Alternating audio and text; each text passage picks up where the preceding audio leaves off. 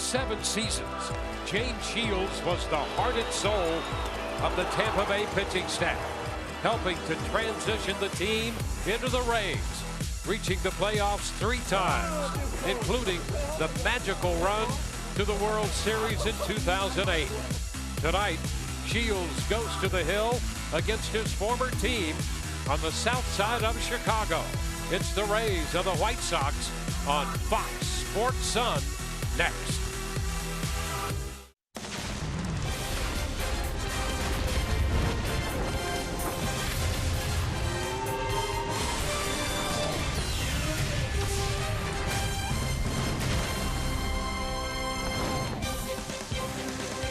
We welcome you to the windy city of Chicago. Tonight, the Rays begin their final road trip of the 2016 season. This is game 1 of a 4-game series between the Rays and the Chicago White Sox. Hi again, everyone. Welcome to an evening of Rays baseball with Brian Anderson, Dwayne Stats. Great to have you aboard. 2 stops on this final trip here in Chicago and then later in Texas to wrap up this campaign. And again tonight, as this series begins, we'll highlight 2 of the top power-hitting third basemen, not only in the American League, but the major leagues. Evan Longoria having his best power year ever. And over at third, Todd Frazier for the White Sox, just 1 home run away from 40. Breaking news, Dwayne. Breaking news. Evan Longoria continues to swing a hot bat. You know, we've been talking an awful lot about the Rays third baseman, and for good reason. He continues to be very, very productive. If you look at him over his last 11 games, 6 of those games have been multi-hit efforts. The .333 average, 4 home runs, 9 driven in. Continue to make mistakes. He is going to continue to hurt you, and you know that he would love to drive in 5 more runs and get to that magic number of 100. On the other side, Todd Frazier got off to a slow start. He's an all-or-nothing type guy, but he's been very, very good here as of late. 9-game hitting streak. All of those games coming on the road, by the way. Very good average, 3 home runs, 6 driven in, and that has given him a career high of 39 home runs and 96 runs driven in. So he's another guy looking for 4 more and another home run to get to 40 and 100. 2 very productive third basemen. And on the mound tonight for the White Sox, a familiar face to Rays fans. James Shields will do the pitching for Chicago, and Todd Callis will have more on that when we return.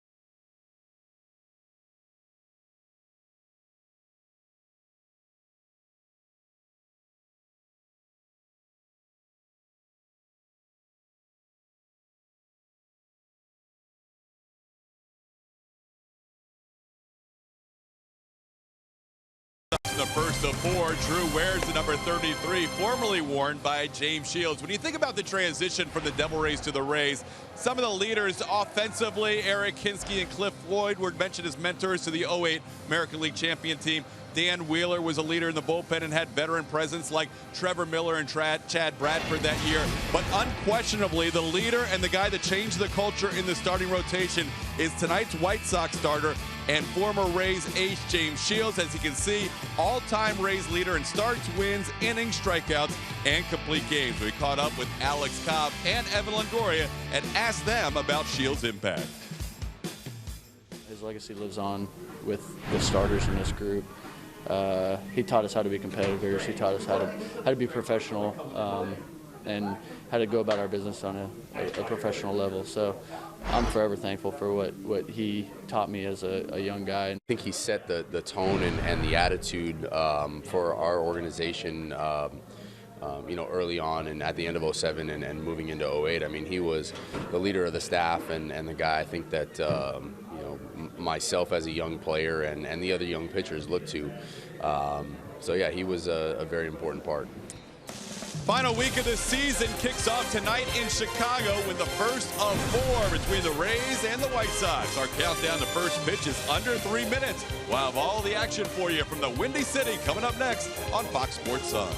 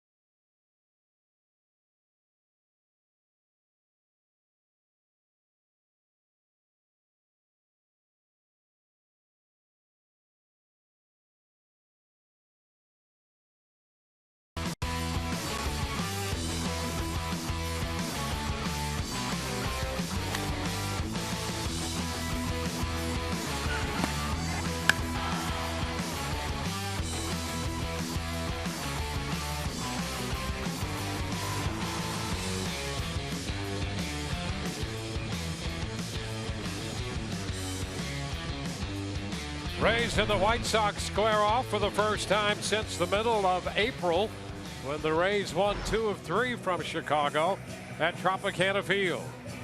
And tonight, they'll be taking a look at the veteran right-hander James Shields, who played such an important role in the emergence of the Rays' success story just a few years ago. Tonight's lineup presented by your Southern Ford dealers. Logan Forsythe will lead it off. He'll be followed by Corey Dickerson and Evan Longoria. Brad Miller is at first. Mikey Montook will be in center, hitting in front of Jeff Decker, the right fielder. Kurt Casale will be the DH. Alexi Ramirez, the former Chicago White Sox, at shortstop. And doing the catching, hitting ninth is Bobby Wilson. Well, for James Shields, just looking to finish this season strong, as you can see, making his 32nd start, and it has been a disappointing campaign for the White Sox right-hander. 5 wins up against 18 losses, and ERA just under 6 in 168 2/3 innings of work. Well, here is Logan Forsythe, and the first pitch from Shields is a strike. A fastball in around 91. 65 degrees here in Chicago as we start this matchup. And a fly ball back toward the corner and left. Cabrera on the run. He's going to get there to make the catch. Forsythe making a bid.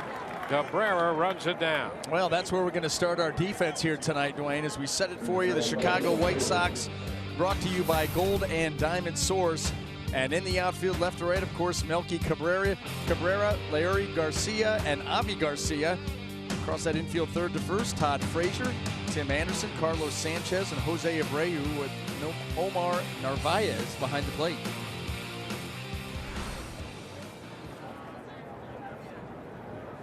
It's Corey Dickerson. Starting the night hitting .247 with 23 home runs. He takes a pitch upstairs.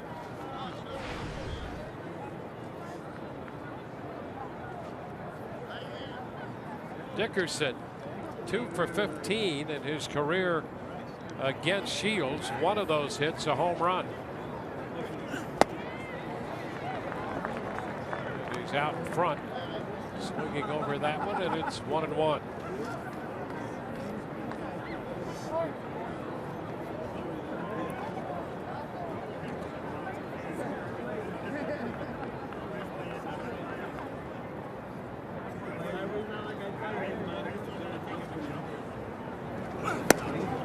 Wide.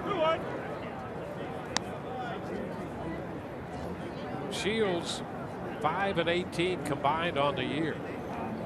And the White Sox, when they acquired him from San Diego, hoping that he could give this rotation a lift and catapult them perhaps into the middle of that Central Division race. And it just has not worked out that way. No, you remember this team, Dwayne, early May, on May the 9th, they were 23-10. They had the second best record in Major League Baseball. Then it started to slide, and that's when you go get a guy like James Shields and try to right the ship. And you're right, it just has not happened. Dickerson out on strikes, 2 up and 2 down.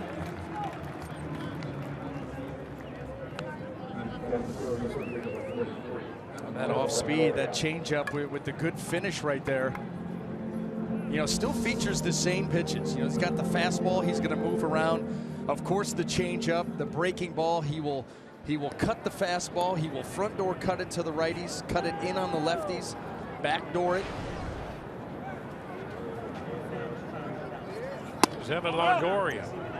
Just been extremely prone to the long ball. That is what has really hurt James Shields. 38 home runs he's given up. Just under 169 innings to start this game. And the numbers here in Chicago, they weren't great in San Diego, but as he's come over to the White Sox, they have really plummeted, as you can see right there. Speak for themselves. So it's a 3-0 count to Longoria. Missing up and then twice away. Brad Miller on deck.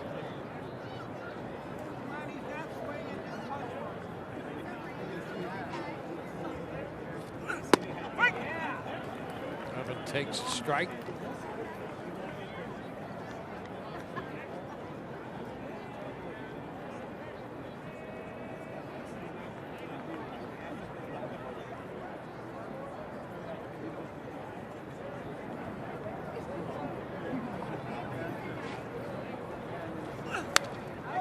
Back into the screen. And the count is full.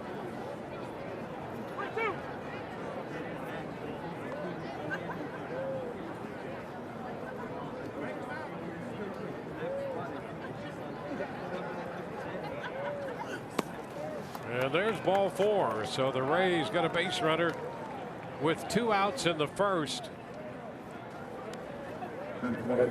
Brad Miller will get a look here at Shields.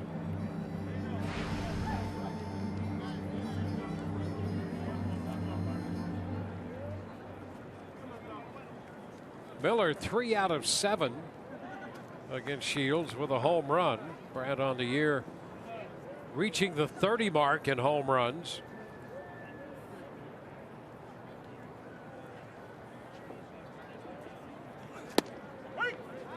It's a strike around the knees. You know, we were looking at Shields' numbers, and obviously somewhat surprising. Kind of wonder why. You know what the number that surprises me the most? 0 pickoffs. You remember his pickoff move for a righty. How quick he is with the release and the feet. Hard to believe not 1 pickoff this season. Yeah, that was a big part of his game. Yeah. He had 13 one season for the Rays. And he's one of those guys, you know, a lot of guys, maybe they have quick feet, but they have long arm action. And for a right-hander, you've got to make that move where it's quick feet, the hand goes right to the ear, and then you dot that ball right down there on the bag. And James Shields was as good as any right-hander in doing that. Yeah, and when he take that ball to the ear, tough to read for the runner at first.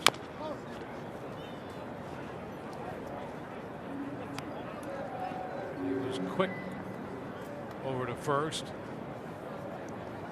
Yeah, so many things have to go right for a right-hander to pick a guy off. You know, a left-hander, even with a bad move, you can pick him off, because if you're going to go over there, they're going to go on first movement off a lefty. So as soon as you pick your leg up, they're gone. And even if your move's not great and you're headed there anyway, you can still get them. But a righty, you've got to be very skilled.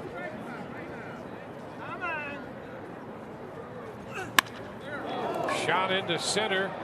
Garcia will have to chase this one to the wall. It bounds over the wall for a 2-base hit.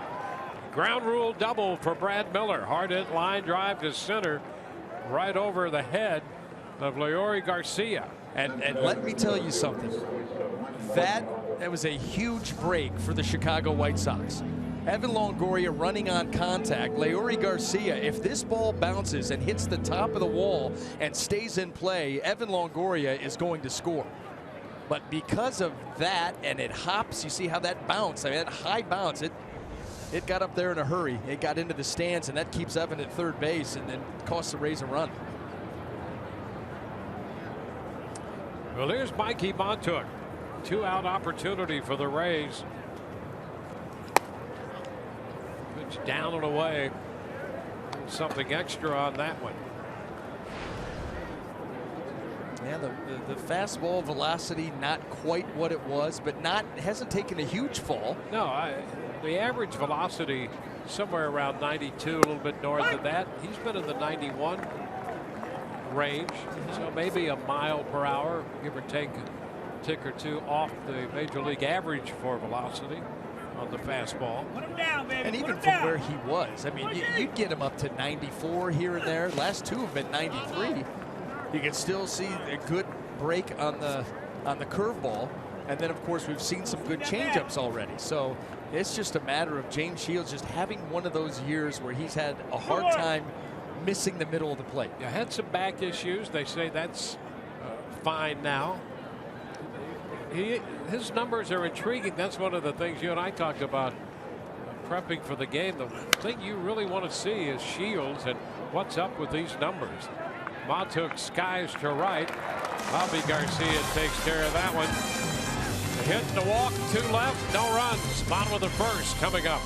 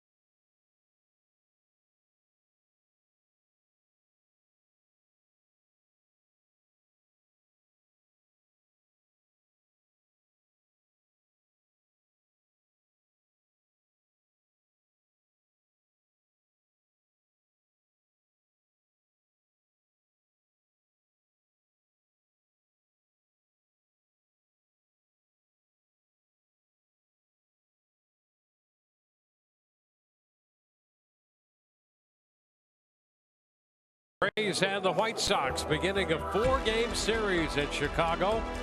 Lineup presented by your Southern Ford dealers. White Sox have Tim Anderson leading off, then Melky Cabrera and Jose Abreu. Justin Morneau, the DH, in front of Todd Frazier, then Avi Garcia. Omar Narvaez, the catcher. Carlos Sanchez at second, and Leury Garcia in center, batting ninth. Well, Drew Smyly taking the mound tonight for the Tampa Bay Rays for the 30th time, 7-11 on that record. You see that ERA at 4.86. First pitch, a strike into Anderson. Drew's last couple of starts have been very good at Toronto and home against the Yankees.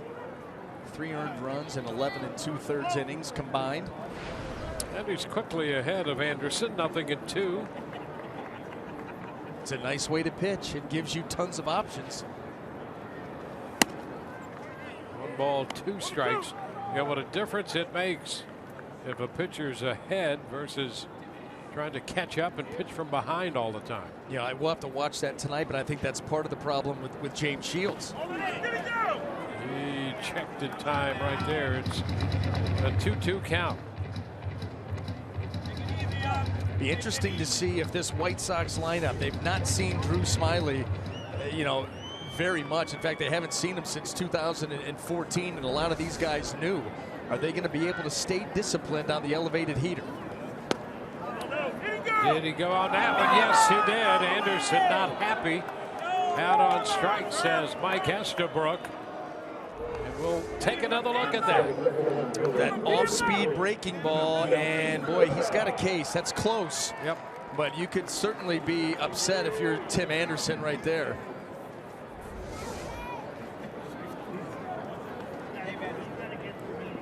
I'd just like to see what my name would look like on other jerseys. Here's a pitch outside the Melky Cabrera. I do. It's weird, I know. But it looks all right on a White Sox unit. 1-1. I never really thought about that. Yeah. I mean, if it looks good on one unit, it probably looks good on another one, don't you think? Some, lettering can be a little different. It depends on maybe if there's some pinstripes. I always wonder about the pinstripes. Do they, because Anderson's a name you can go somewhat straight across, or does it bend too much? Everybody's got their own style. Every team's got their own style, so. You gotta have a little bend in it. Just a hair. A little bend, no break, just bend. Shot to right center field. That's going to be in there. Extra bases. Cabrera on his way to second. Ball sticks at the bottom of the fence, but he's going to hold at second with his 40th double of the year. Well, Jeff Decker having to run all the way out there into right center field to get that ball, because you're right, Dwayne, it stayed right there close to the wall. Melky Cabrera going the other way. When you get a pitch up and away, you take it the other way, get it out into the gap, a scoring opportunity. Yeah, short hops the wall, then got a little action to it. It'll be interesting to see tonight, Dwayne, how this Rays outfield holds up, the way that it's configured. This is a bigger outfield, and you've got Dickerson and you've got Matuk in center, Decker in right, no Kiermaier. Kiermaier hit by a pitch. It's a bruised hand. Jose Abreu, the hitter. 1-0 the count. Mickey Matuk out there shadowing right center field here against Jose Abreu. He's been swinging the bat very well the last couple of months. And that one by him at 91. A 1-1 count.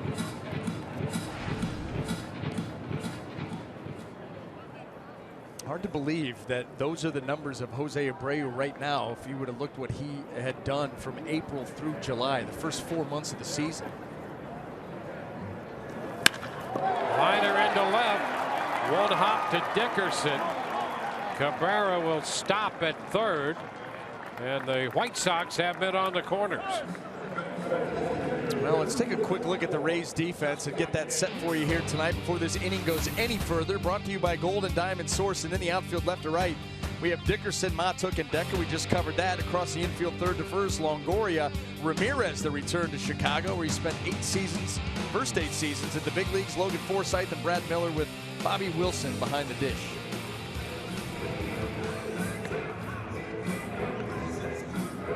I'm starting to feel it here tonight, Wayne. The caffeine has kicked in. And I don't know. So stay tuned, folks. Yeah. Anything could happen. Yep, Windy City. Here's Justin Morneau, the DH. First pitch, Smiley is too low.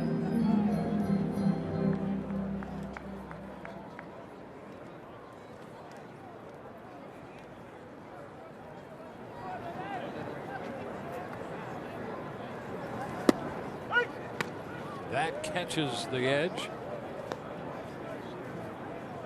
You know, you're talking about Anderson on the White Sox uniform here, pinstripes. They actually had not one but 2 Brian Andersons. Oh yeah, I met the other one. Yeah, I met the other one. Or for the original one, yeah. The one that was the outfielder. Then he went to pitching. Yeah. Yep. Yep. They've got a Brian Anderson, B-R-I-A-N. Yep. And a Brian Anderson, B-R-Y-A-N. Now let me ask you this. Maybe you know this, but why in Florida? Like, we travel all over the place, right? And you go to Starbucks, you place an order for something, and they want your name, and then they write it on the cup, right? Okay. Well, everywhere we go, I say Brian, and they write it on the cup, and it's B-R-I-A-N. In Florida, yes, every time, or I shouldn't say every time, 75% of the time, when I give my name, they say with a Y or an I. Only state. The only state. Wow. Of all of our travels, it's always in good old FLA. Well, they're not taking things for granted there. I guess Wanna not. Make sure they get it right. I thought maybe that they had something with that Y in Florida. Shot to center. Matuk back to make the catch. Cabrera will tag and score. And the White Sox take a 1-0 lead. Morneau with a sacrifice fly. Abreu remains at first.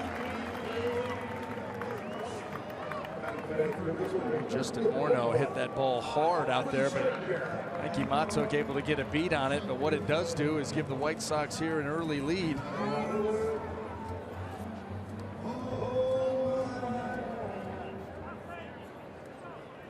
Well, here's Todd Frazier. 39 home runs for Frazier. Those 96 runs driven in. Smiley throws him a strike. Well, he's taken all or nothing to a different level this year. Career high in homers, career high in runs driven in, career high in strikeouts. The average just 226. 0-2 around the knees. I remember when the Rays saw, it was like mid-April, right? And he was hitting like a $150 White maybe? Sox, yeah. Turn things around. The power numbers have gone through the roof.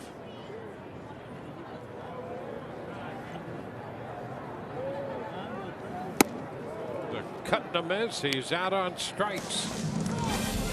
2 strikeouts in the inning. White Sox get around and lead 1-0.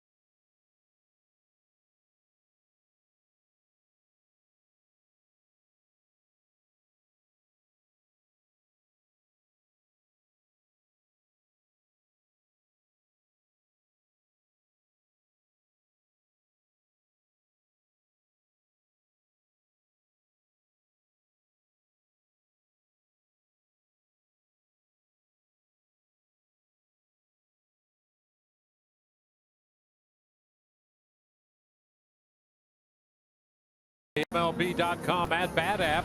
Stay up to the moment at any moment with Game Day. Live game video highlights, StatCast news, and more. Download MLB.com at-bat, the #1 app for live baseball on your phone and tablet. Jeff Decker leads it off. He takes the first pitch for a strike. Decker getting the start in right field. The pitch is down, 1-1. Let me ask you this. When this gentleman asks for a drink and they say, "What's your name?" What do you think they rate on that cup? Yeah, they don't spell it the way he does. There's no way that that's been spelled properly once. And I still would love to call him. I'd love to get permission to call him Jaff, because it's right there for you. Jeff, spelled J-A-F-F. There it is. Yep. There on the Major League scoreboard against James Shields. 2-2. I mean, you could go with G-E-O-F-F or J-E-F-F, but nobody is jumping out at the J-A-F-F. Not a chance. I like it. Because to us, he's Jeff.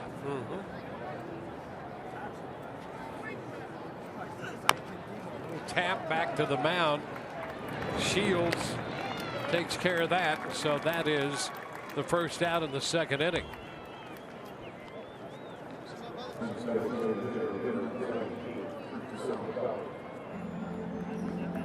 So one away, and here's Curt Casali, the DH.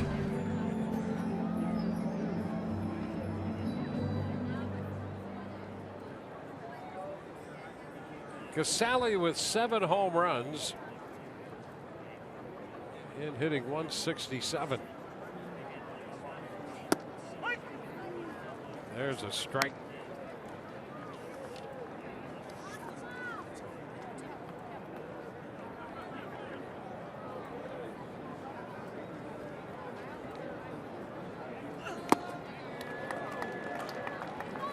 It's Casali down 0-2.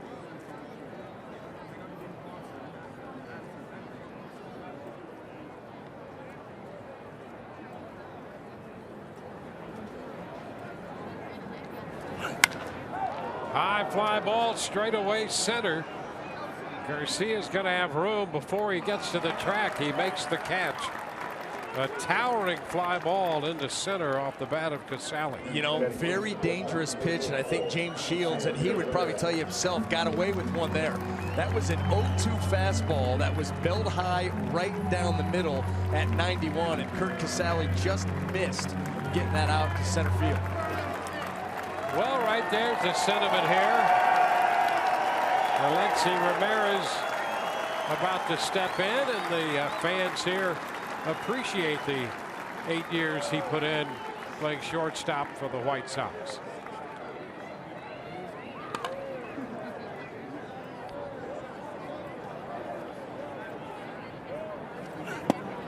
And Ramirez takes the pitch for a strike.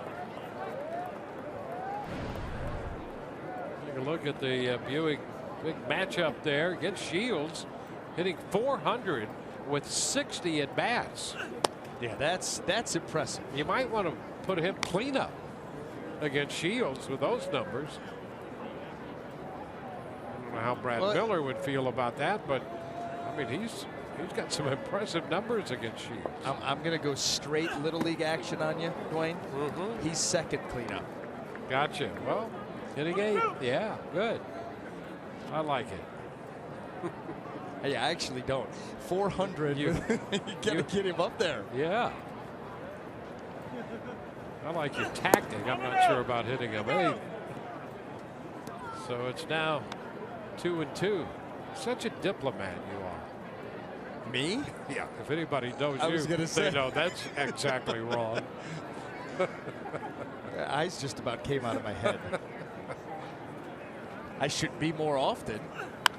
It's popped up. A little foul ball chased by the catcher, but it's going to be out of play.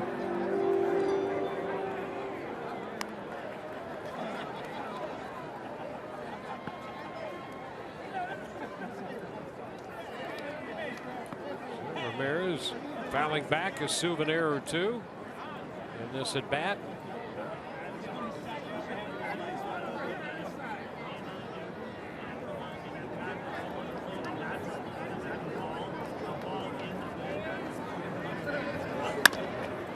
Ball out to second. Sanchez makes the pickup. 3 up, 3 down. We're through an inning and a half. White Sox lead 1-0.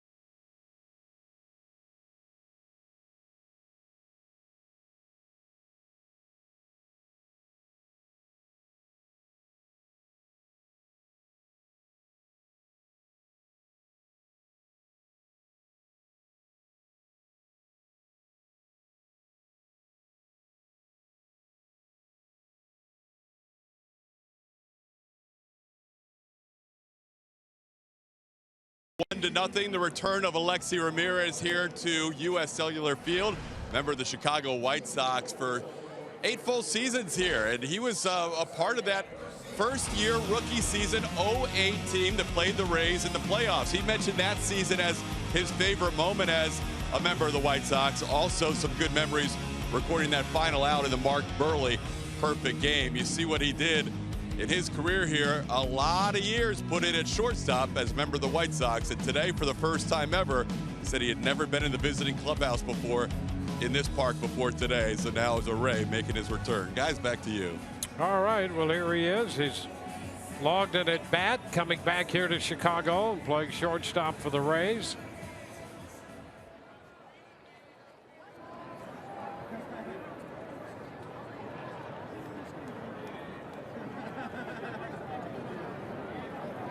Well, here's Garcia. Avisail Garcia leading off, and he takes the first pitch for a strike. Curveball in there that time.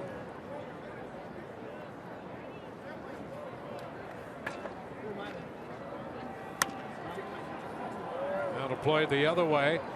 0-2.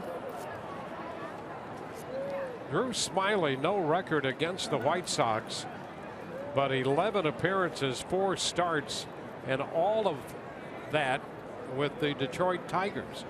So he's facing the White Sox for the first time wearing a Rays uniform tonight as he goes up with the fastball and strikes out Avi Garcia.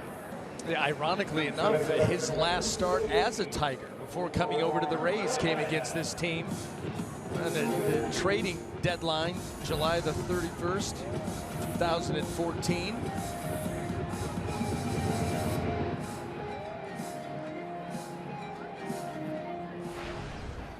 Now the catcher, Omar Narvaez. Switch hitter, and the pitch is a strike. Batting left-handed here against Smyly. And fouls this one back. See right there, Narvaez with a big swing. You know, Chicago White Sox, same thing with the Rays, taking a look at some guys, thinking about how they're going to configure their club for next year.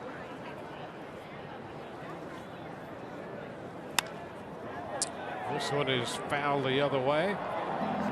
Much different looking team than the Rays saw back in mid-April. Well, it's been a disappointing year for the White Sox, the way it has turned out as well. The Rays know how that feels. 1 ball, 2 strikes. Yeah, and high hopes coming in. Thought that they really could compete in the American League Central. Kansas City, who had been so strong, thinking Detroit maybe on a slide, the Indians going to have to battle with them, but they thought they'd be in the thick of it. And early on they were. And then really things bottomed out after we talked earlier. May the 9th, they were 13 games above 500, and since then 20 below.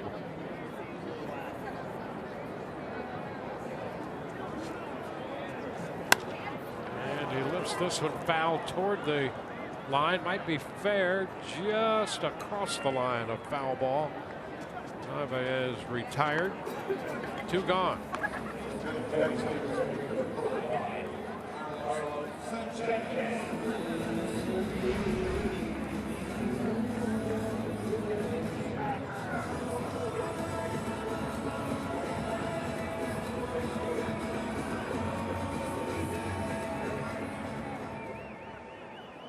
It's Carlos Sanchez. Pitch to him as a strike.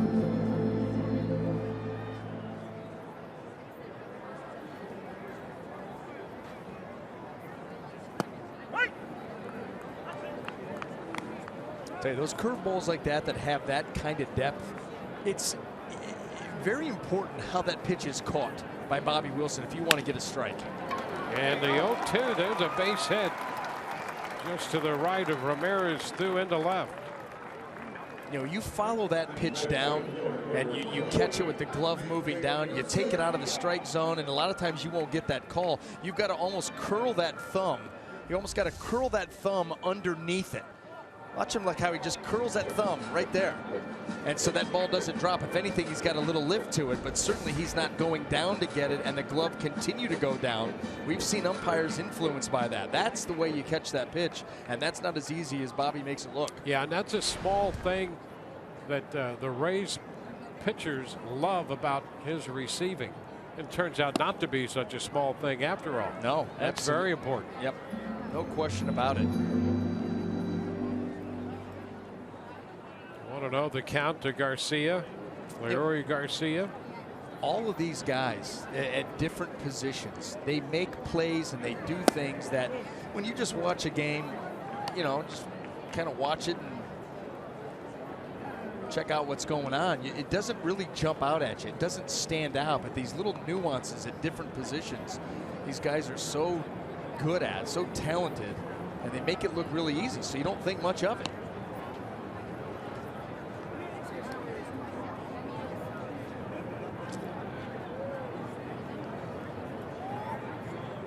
Garcia out of the Dominican Republic,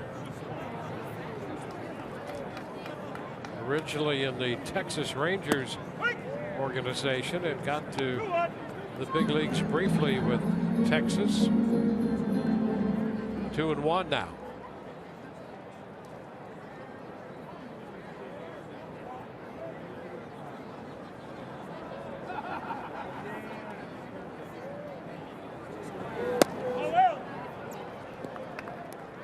Three and one.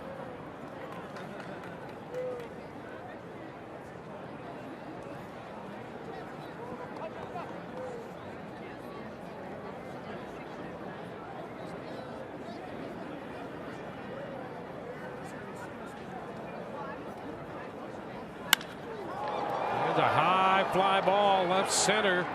Matuk still on the move, but he gets there to make the catch to retire the side. We're through 2, and it is 1-0 Chicago.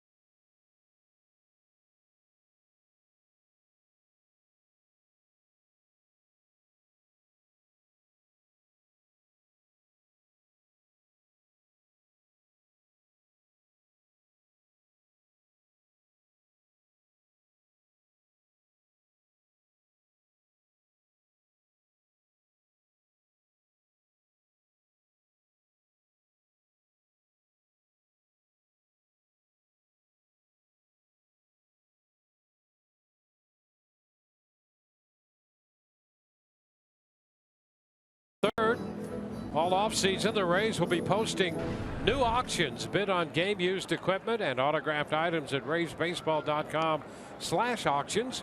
Make sure to check the site regularly so you don't miss any of the action. All proceeds benefiting the Rays Baseball Foundation. Bobby Wilson goes after the first pitch and lines a base hit into left. Melky Cabrera makes the pickup. First pitch swinging and a line single into left for Wilson. You're gonna get a pitch that's not even in the wheelhouse. That's down and away, and Bobby Wilson goes down there, reaches all the way across the plate, and still able to get that ball airborne and into left field. Start here for the Rays in the third as they try to catch the White Sox.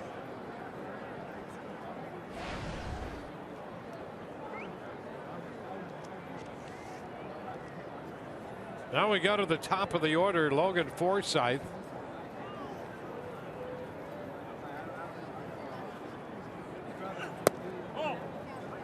Pitch is a ball.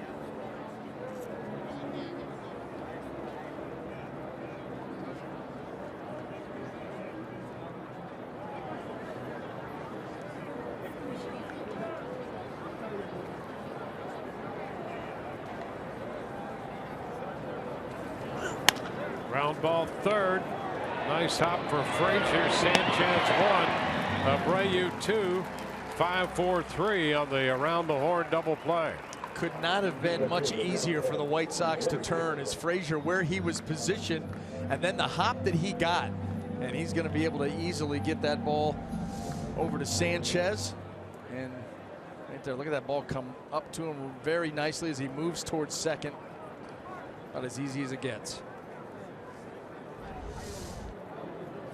Base is empty for Corey Dickerson.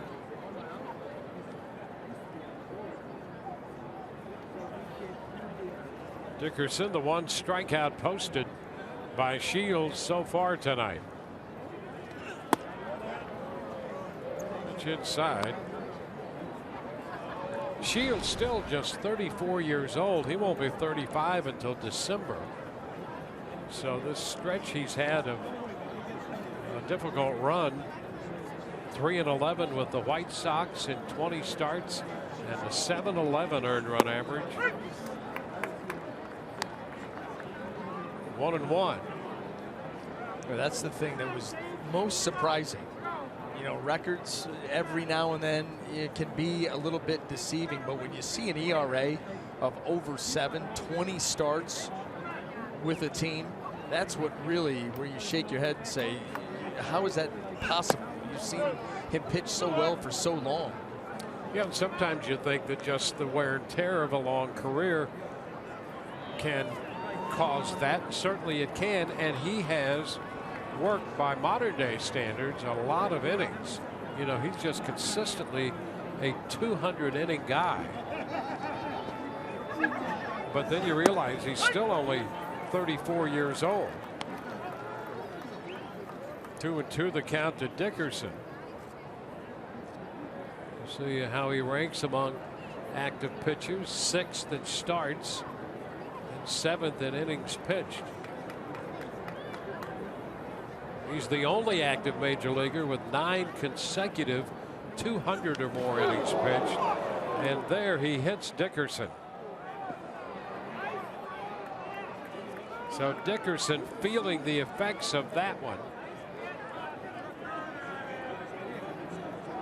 Yeah, he got hit in a tough spot there, and you're right, he is feeling it. You can tell by the bat flip, right on the right side of that right knee, and he flipped that bat up, and it did not quite go where he wanted it to. But yeah, that's cooler night. Doesn't feel real good.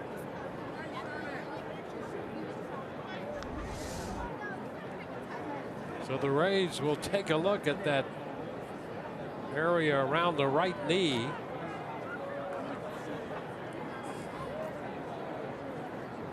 Ron Porterfield out there.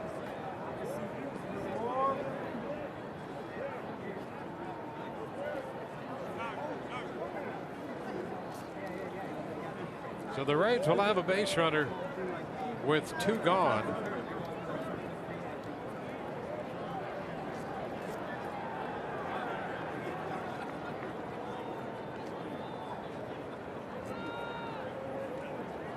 Evan Longoria will be up. He worked a 3-2 count and walked in the first.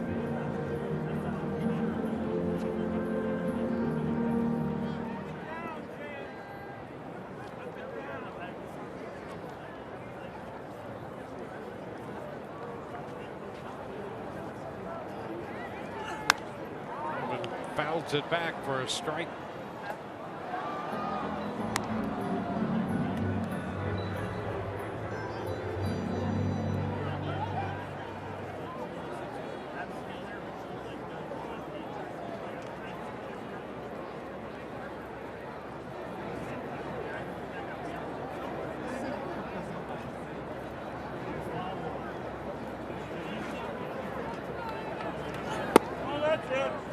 Inside. 1-1. Gibson calling the balls and strikes.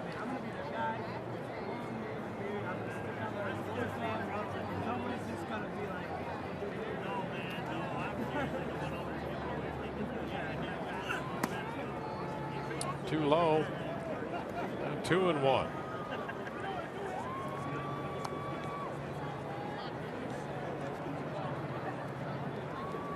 Longoria, a career high 322 total bases this year, led by his 36 home runs.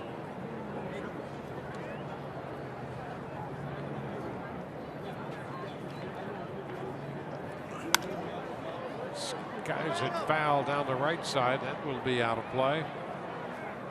The count stands at 2-2. White Sox got a run in the first.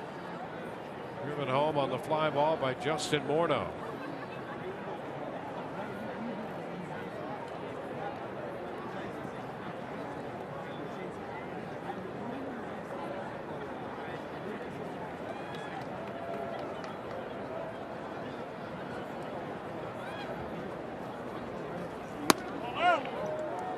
And now 3-2.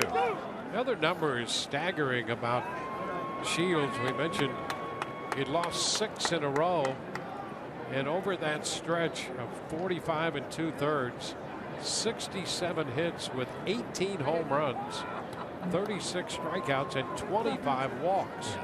They're staggering numbers. They really are. I mean, he's not won a game in since the end of July the 26th. Yeah, that was against the Cubs. Yeah, a 7 2/3 shutout against the Cubs. Big game here in Chicago against a pretty good team. Yep. So you know he's capable. Extensive film study. We're gonna do it in my room tonight. Okay. Invite the Blantons over. Sounds like a good idea. Watch some film.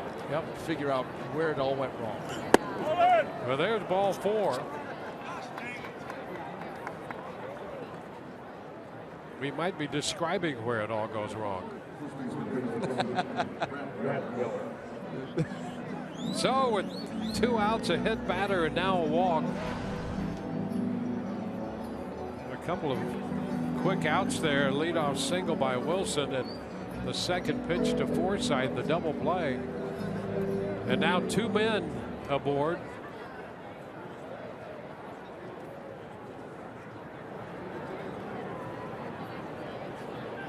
Brad Miller.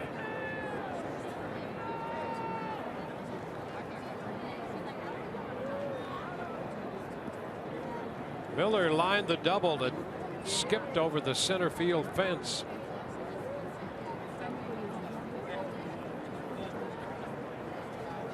Ooh, a big cut right there and a miss. That pitch right down central, a little bit above the knees. That's the change of speed. That's what that changeup will do. It's enticing, and then all of a sudden, a little bit of late action. Hitters get excited. They think they're getting a ball they're going to be able to crush. And, you know, he throws his changeup hard. You know, you talk about some guys getting 10 to 12 mile-an-hour difference between fastball and changeup. But that changeup here tonight, it been 85, 86, fastball 91 to 93. Not a huge difference. You've seen a changeup or two at 87. Breaking ball, you'll see there at 77. So on that breakout.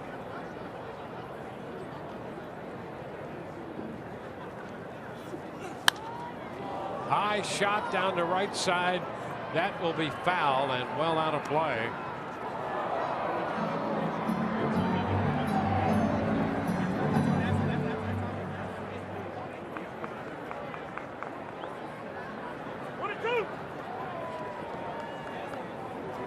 Pretty good job grabbing a souvenir baseball and never losing your connection on your phone call.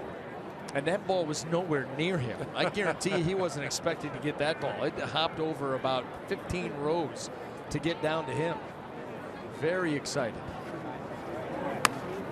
Check swing and a bounding ball to Frazier at third. Rays leave 2. We go to the bottom half of inning 3. 1-0 White Sox.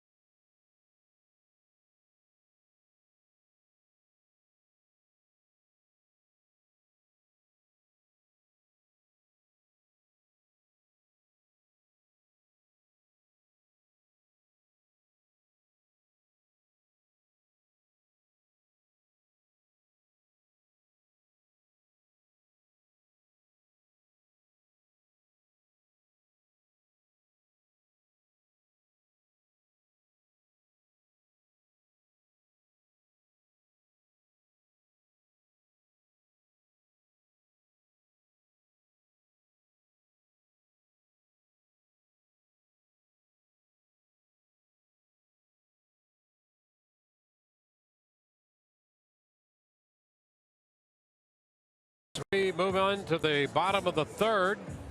Toyota keys to success for Drew Smiley. That success has come after the All-Star break this year. 7 quality starts, 5-1 in 12 total starts since the break. He faces the top of the order, Tim Anderson. Let's look at Anderson across the back of that White Sox uniform. Looks pretty good. I kind of like it. Yep.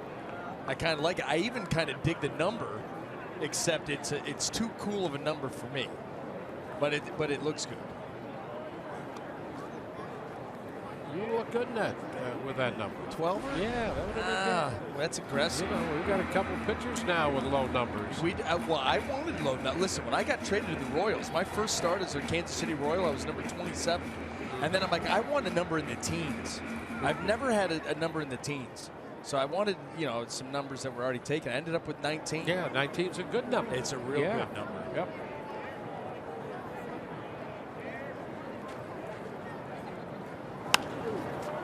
Pitch is fouled out of play.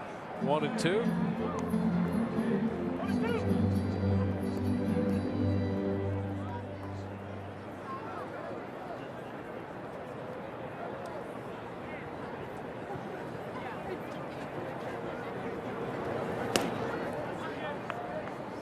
Two balls, 2 strikes. You know what I should have done? Yes. I should have asked for number 11, so I look taller. This guy's coming downhill at us. Yeah, great move. 6'3", wearing, you know, number 11, cat's eyes, with 8'7". with no movement. Little change up, little some of this. See, some of that. And every once in a while, one of those. A lot going on there. Look at our 6'4" second baseman. Yeah, see, you're right. Alexi Ramirez with a pickup and throw, and it's there in time to get Anderson. Just got him down there at first base. Ramirez throwing a clothesline across the diamond. Anderson wants to hang around for a little while to see if the White Sox are going to take a look at that or not. He can scoot, so there's not much time to get the throw off. You couldn't even really step into it or get a crow hop. I think that ball, let's see, back of the glove. Yes, they got it. Close. Close. He has longer spikes. Yep. He's safe. Or if his shoes were number 11s. Yeah. Hey, it all comes around. It's Melky Cabrera. Ball, no strikes.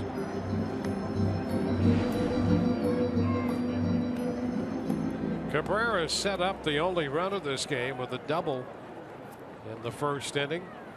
Eventually scored on the sacrifice fly by Morneau.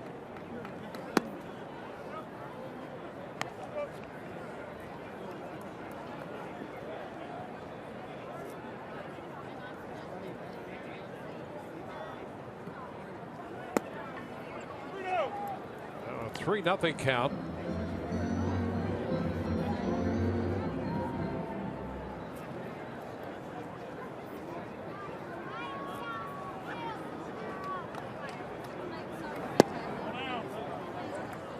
And ball 4, he walks Cabrera. First walk given up by Smiley tonight.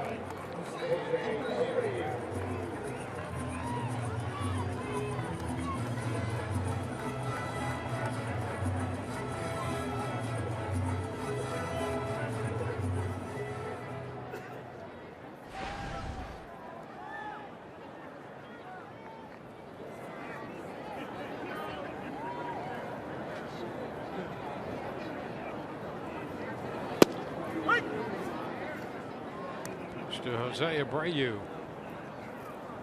There's a strike.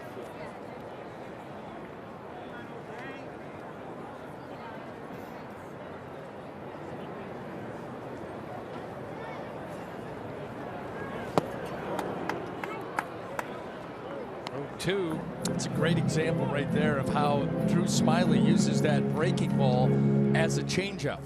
Not only is the break top to bottom big, look how far out in front Abreu is. Takes a little bit more off of it, can manipulate speeds with that pitch. And a foul ball.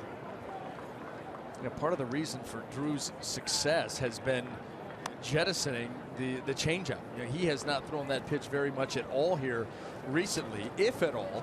It's been the fastball, cut it every now and then. And then, of course, that breaking ball that he'll manipulate speed and break.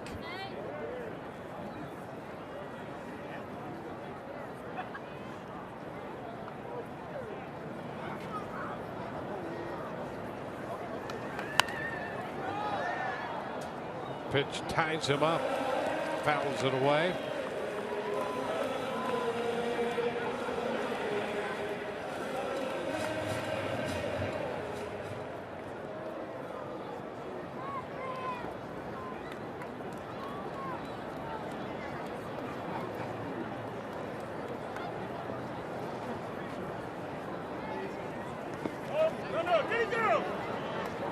And he checked on that one. 1 ball, 2 strikes.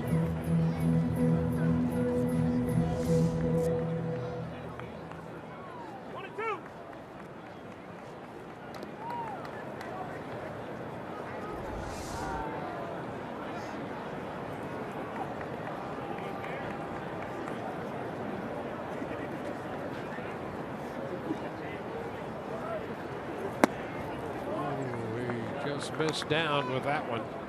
A good pitch.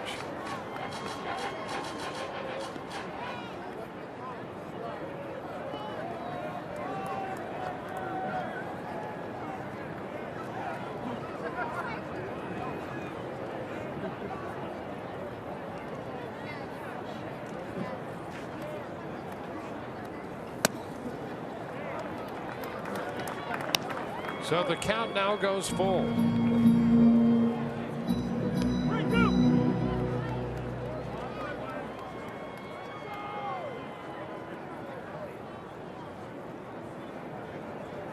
One on, one out. Abreu, the number 3 hitter, with a full count. Second full count of the inning. Third 3-ball count of the inning. And that's fouled into the far end of the White Sox dugout. Finally came with a cutter there. It's been the slow breaking ball, the fastball elevated, back and forth with Abreu, giving him something a little bit different to think about right there. Guy that you just do not want to make a mistake to. The way that he's been swinging the bat since basically the trading deadline, beginning of August.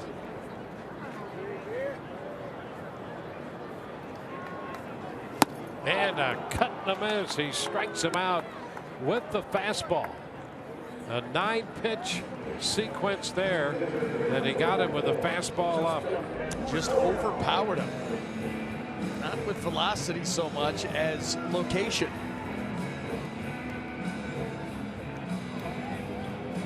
Two outs with Cabrera at first. The hitter's Justin Morneau.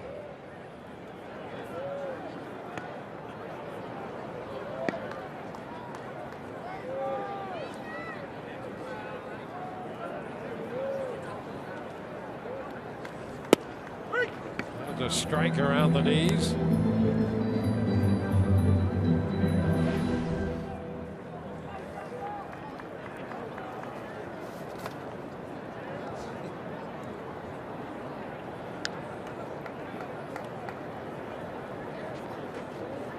Morneau has driven in the run.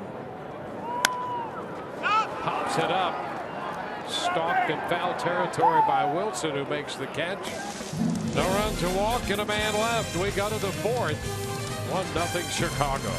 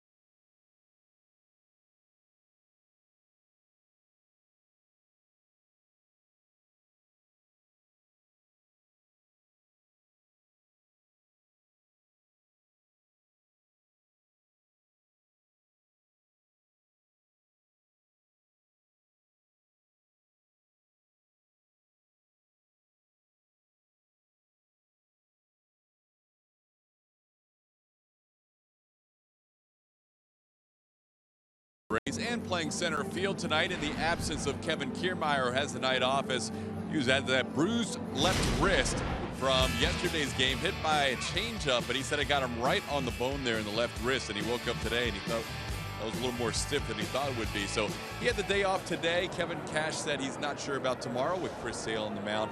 Kiermaier will definitely play at some point in this series in Chicago, either tomorrow or possibly Wednesday. He is available to pinch run or play a little defense, so we'll see if he's used in that manner tonight. Guys, back to you. All right, Mikey Montuk leading off this inning and quickly finds himself behind Shields 0-2. It's Kevin Kiermaier in the Rays dugout. Inside Brad Miller there. Time granted by Greg Gibson.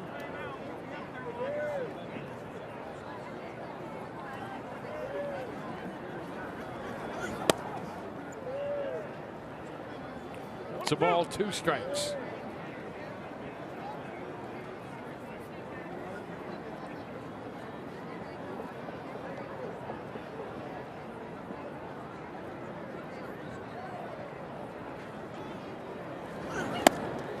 Now took out on strikes.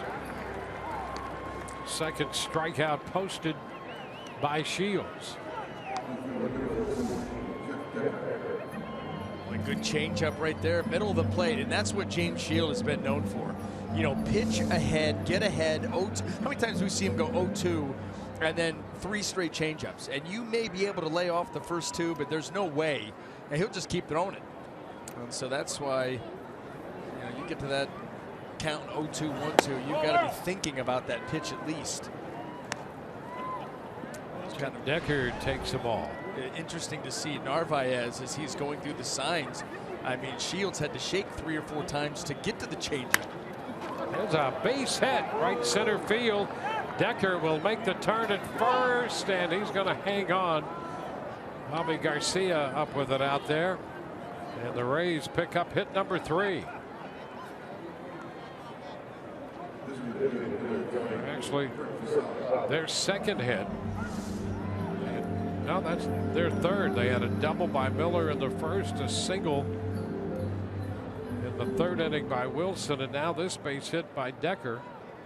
So a 1-out base hit. The Rays have 3 hits. They've drawn a couple walks, and Shields has hit about it. And here's Kurt Casale. Runner goes. Pitch is down. The ball skips away from Sanchez at second. A steal for Decker. That's the interesting breakout when you look at what the Rays have done, and the catcher Narvaez for the White Sox, with him back there, the opposition has taken some liberties. He's thrown out 1 of 24 attempted base stealers this year. And all he needed to do was just get the ball to Sanchez. I mean, they had Decker dead to rights there going into second base. If that ball, short hop, it was a tough short hop to handle off the glove of Sanchez. But all he needed to do was just get it to him. And they had an out. And this team, Narvaez has really struggled, but the White Sox as a whole have given up the 2nd most stolen bases, and they're tied for throwing out the 2nd fewest in the American League. It's a strike, and it's 1-2. Narvaez originally was in the Rays system, and in the early part of that stretch, which began in 09, he had a pretty good record of cutting down opposing base stealers. It has not been anywhere near that with the White Sox here at the big league level.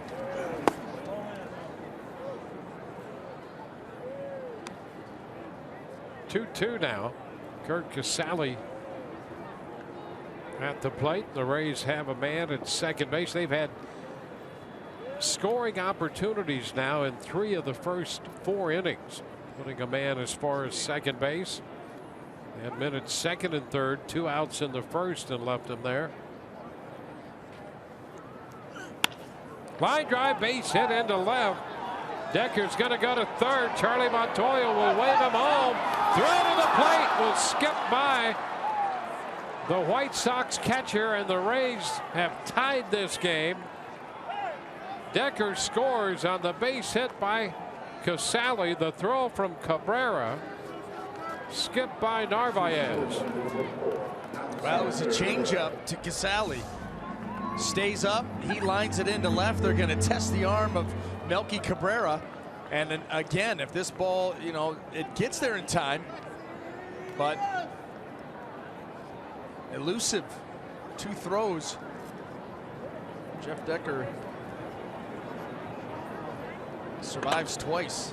Rays tie it.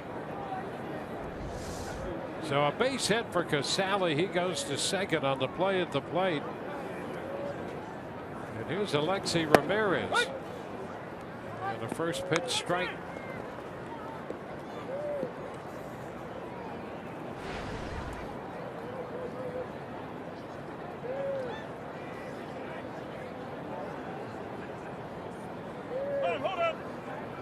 Ramirez getting time.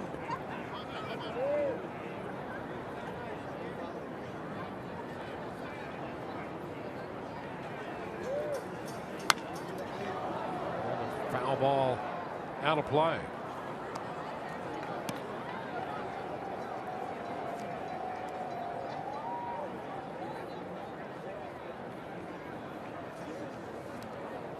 Ramirez spending the year, as you know, with San Diego before the Rays picked him up.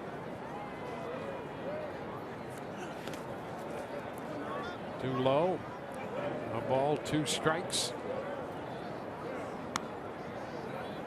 He had 240 with 5 homers and 41 runs batted in San Diego.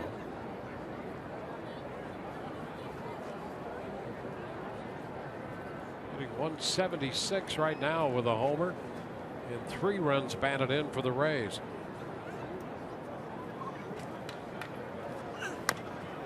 Bounces it foul through the coaching box.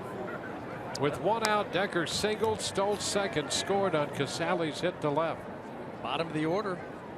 Well, not really even the bottom, because we're at second cleanup now. So second 2 and 3 hitters.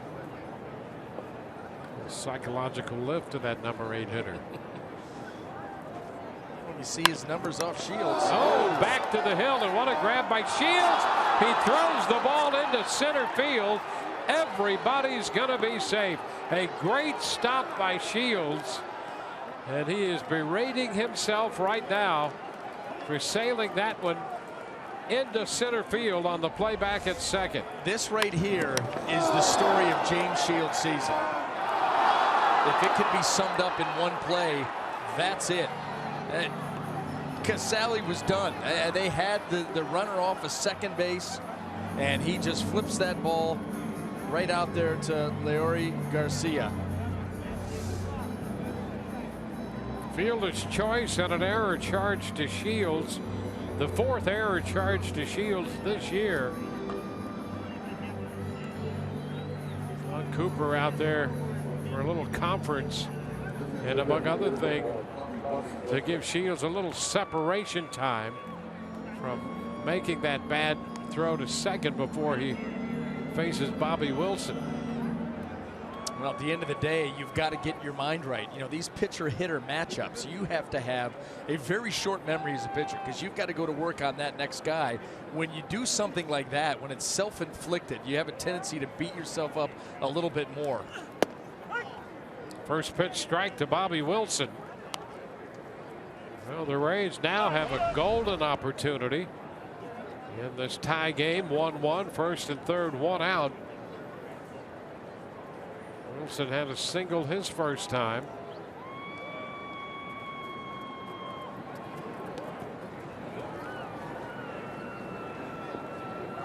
Shields now tied for second among pitchers in the majors in the error department. It's been a tough year all the way around for him. Yeah, that you know, not a characteristic that you expect out of Shields either, the errors. And that one, that's the toughest one, because all he had to do was just get it to him. I mean, how many throws have we seen? If you just get it there, they'd have had outs. Wilson trying to bunt there with men at first and third. 1 out, and he fouled it. We've seen the Rays attempt that here in the last couple months after really shelving that for about a year and a half.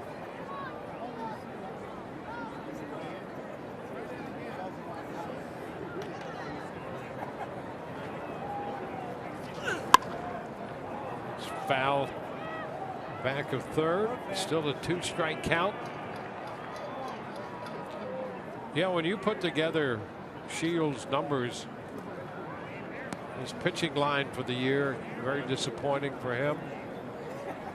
Holding base runners and pickoffs, as you pointed out earlier, unlike him, and the errors unlike him. Are we sure it's James Shields? I mean, he resembles him. Yeah, looks like him. But are we sure? Can you ever be completely sure? 2 strikes the count on Bobby Wilson. And a foul ball into the dugout again. Near side this time into the White Sox dugout.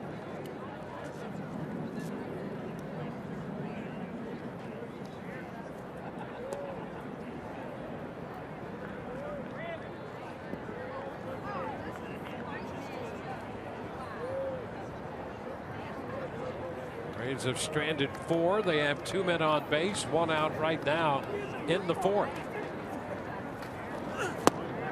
And Wilson is out on strikes. The pitch moving away from him.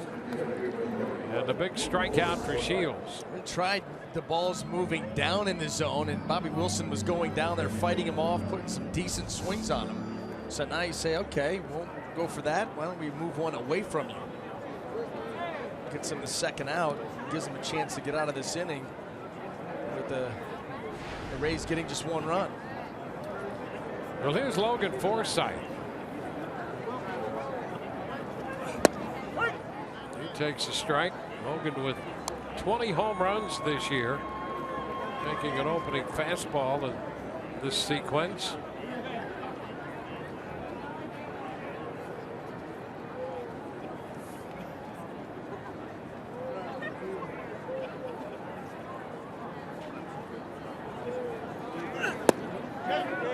He did go. 0-2.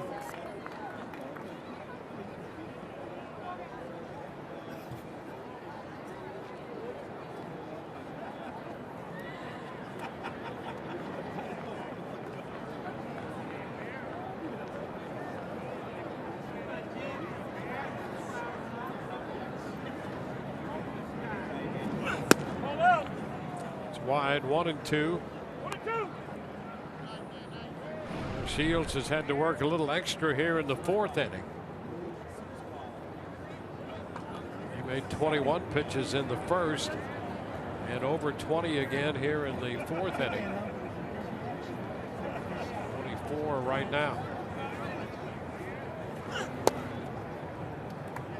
2-2. You can see in this game the Rays understanding James Shields likes to put you away below the zone, especially with the changeup, trying to do their best to lay off of it, almost anticipating it at times and being able to go down and put decent swings on it. And Forsythe tried to check. He's out on strikes. Pitch on the corner anyway. Rays get a run. We go to the bottom of the 4th, tied 1-1.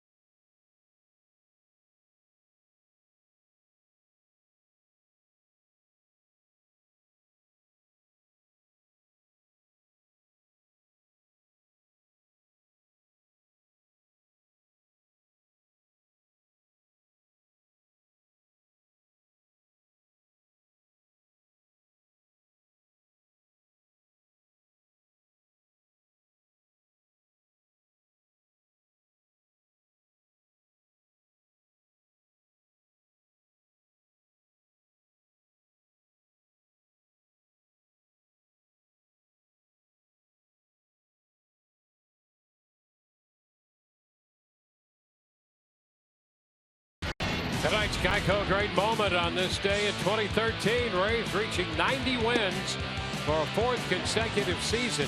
recording their 17th shutout of the year, extending the club record when Alex Cobb goes 7 innings, allowing 3 hits before turning it over to Jake McGee and Joel Peralta, who finished off the 3-hit shutout victory over New York. Tonight tied 1-1. We go to the bottom of the 4th. Todd Frazier leads off for the White Sox. A ball, no strikes.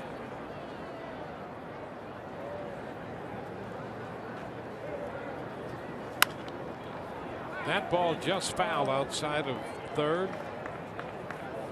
1-1.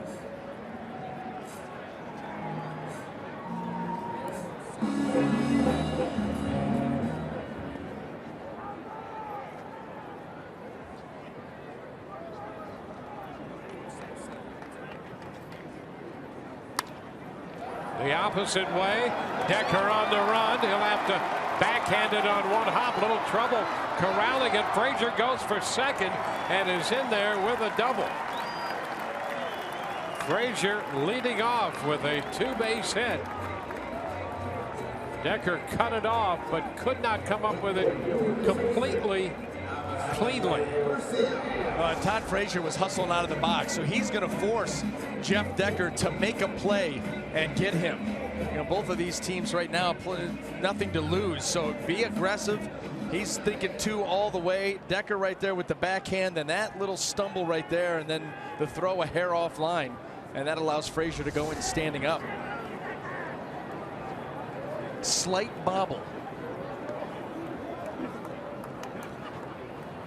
Here's Garcia. Strike 1. There's that breaking ball again, and he had him out in front. Way out in front. That breaking ball was really, I mean, listen, you're glad to get a strike out of it, but it really was nowhere near the strike zone. Garcia, he sees one of his teammates out at second base, and he's thinking, hey, that's an RBI.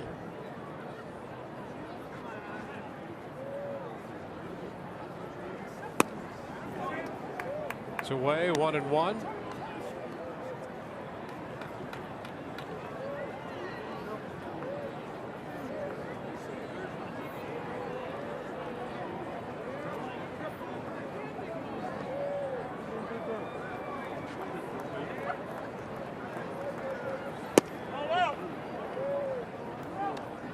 Ball's and a strike here to Garcia.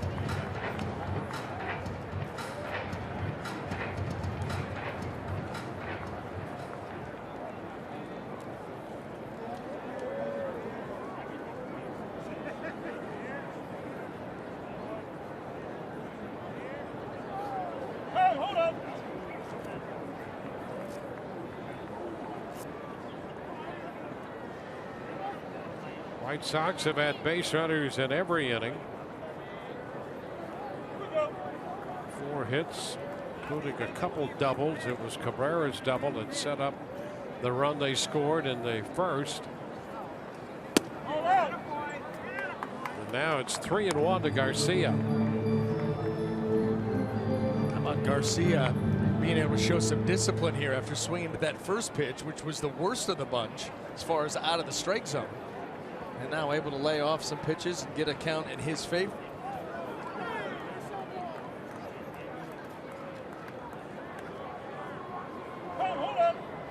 Lots of time being given here tonight. And most of it before the pitchers even started a windup, which is a refreshing change.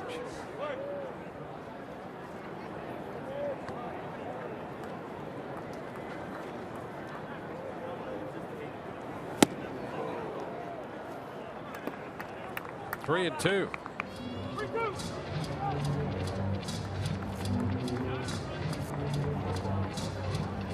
Smiley trying to pitch around the leadoff double by Frazier, his 20th of the year. He's gone all the way out to Garcia.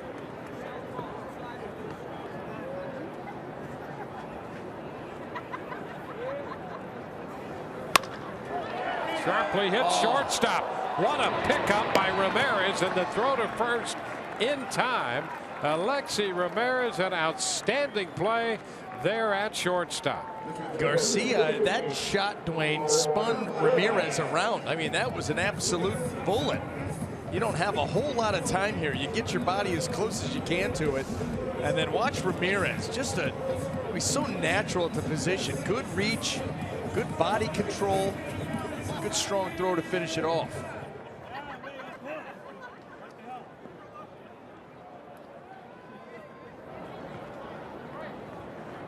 Yeah, fun to watch right there. That was a heck of a play. Now the runner takes off for third. The ball gets by Wilson on the pitch. Frazier was breaking and had a great break at that. He'll pick up a steal, his 15th of the year. Yeah, huge jump. That was going to be a stolen base no matter what. But that ball gets away from Curt Casale. Frazier, though, had already started his slide, so there was going to be no exciting antics towards the plate. So now with Narvaez up there, the infield comes in.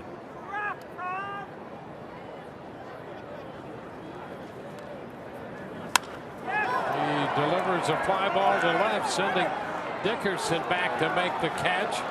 The tag and the throw, and Frazier scores standing up without a play. That makes it 2-1. Big stolen base right there. You know, that's why you do it in that situation. And Todd Frazier, not expecting him to go, but he was able to swipe third easily, and that puts him in position to score on anything to the outfield, which is what he did, and the White Sox reclaim the lead.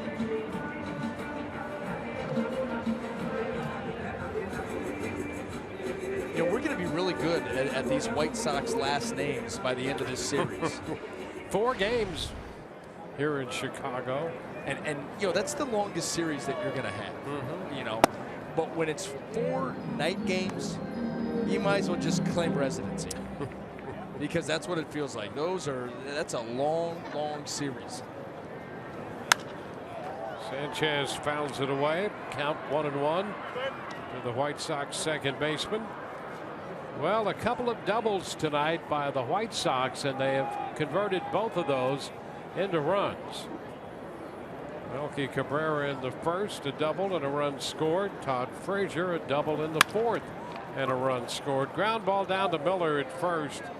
Sanchez is out of there to retire the side. We go to the fifth, 2-1 Chicago.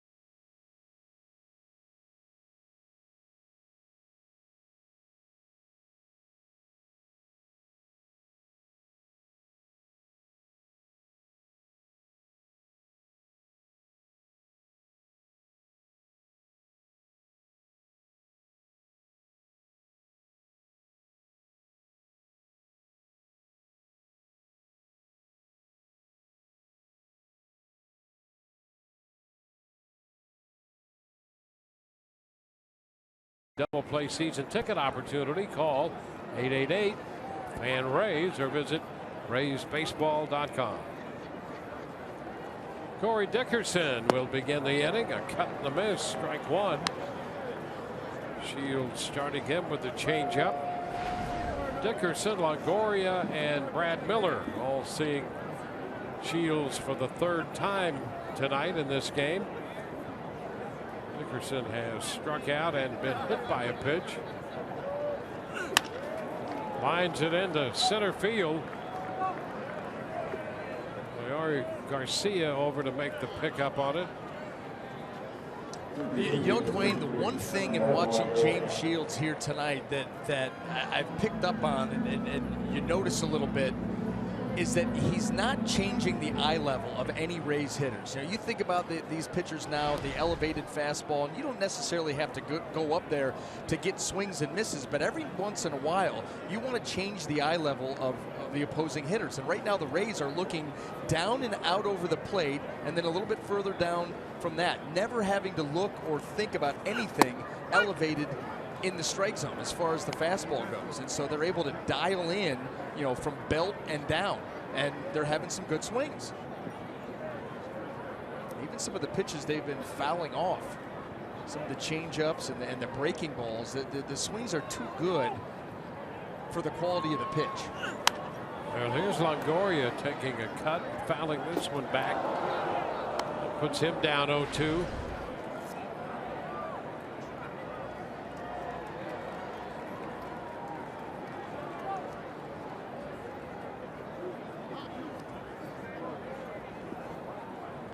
Dickerson at first.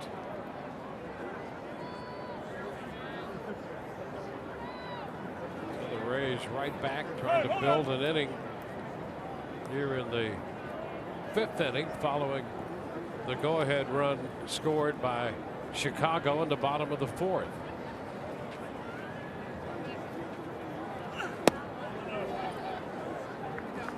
A ball, 2 strikes.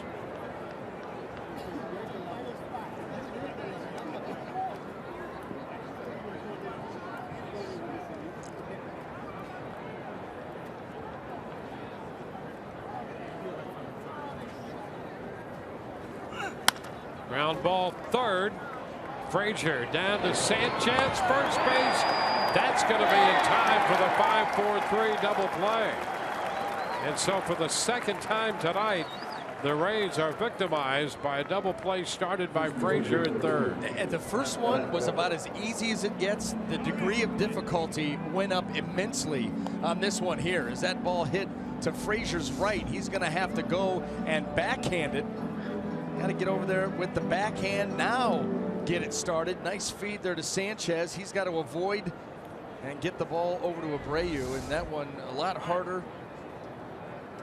They got it done.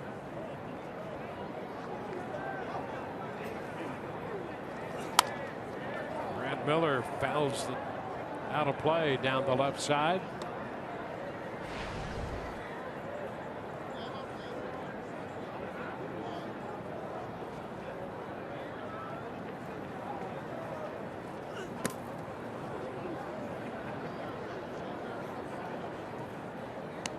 It's a 1-1 count.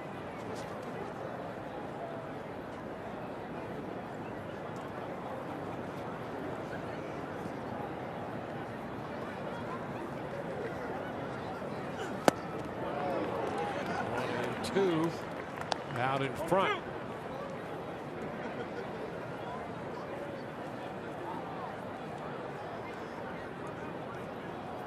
Base is now empty as a result of that third, second to first double play.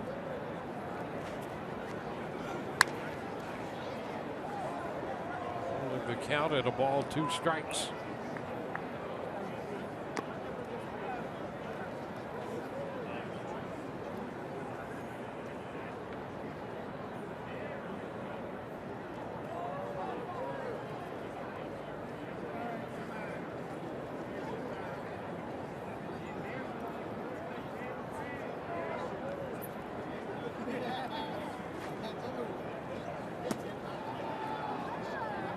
Two and two.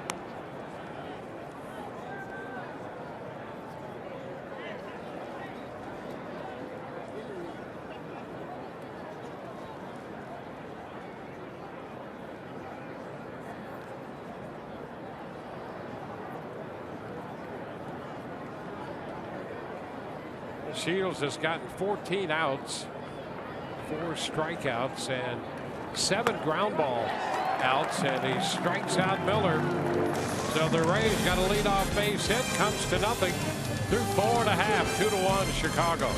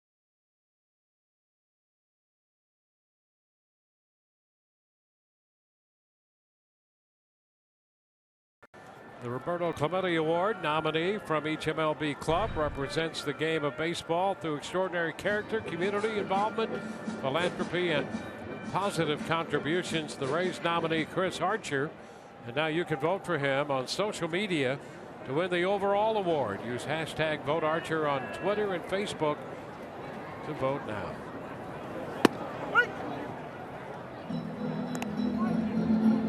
First pitch here in the bottom of the 5th inning. A strike call.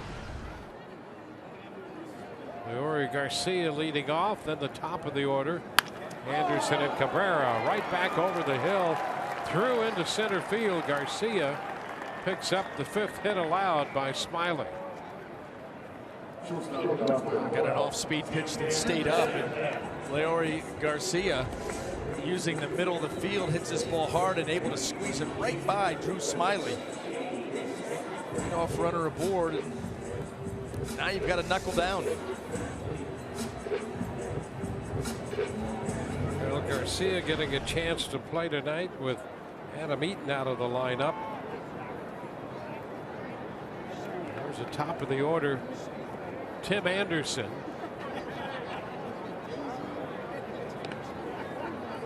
Garcia 2 out of 3 in the running game.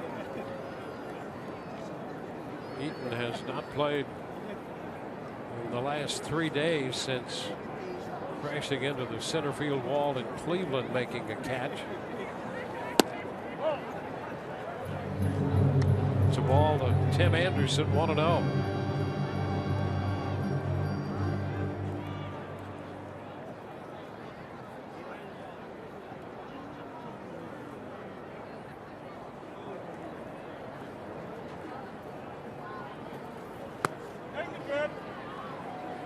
It's 1-1.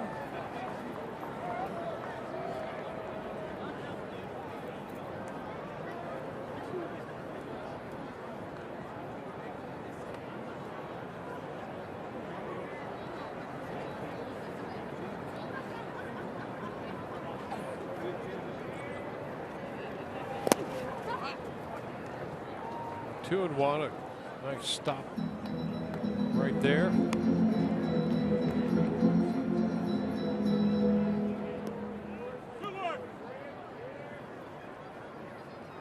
Hits 5 for the Rays, 5 for the White Sox. Chicago with 2 of the 3 runs scored in this game.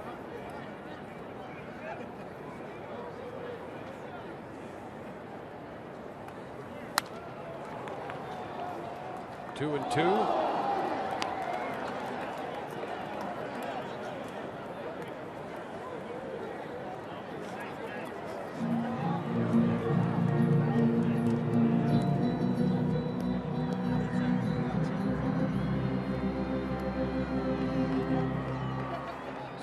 Making his first start against the White Sox in a Rays uniform.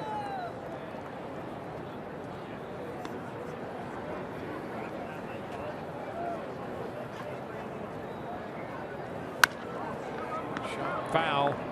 Fastball foul the other way.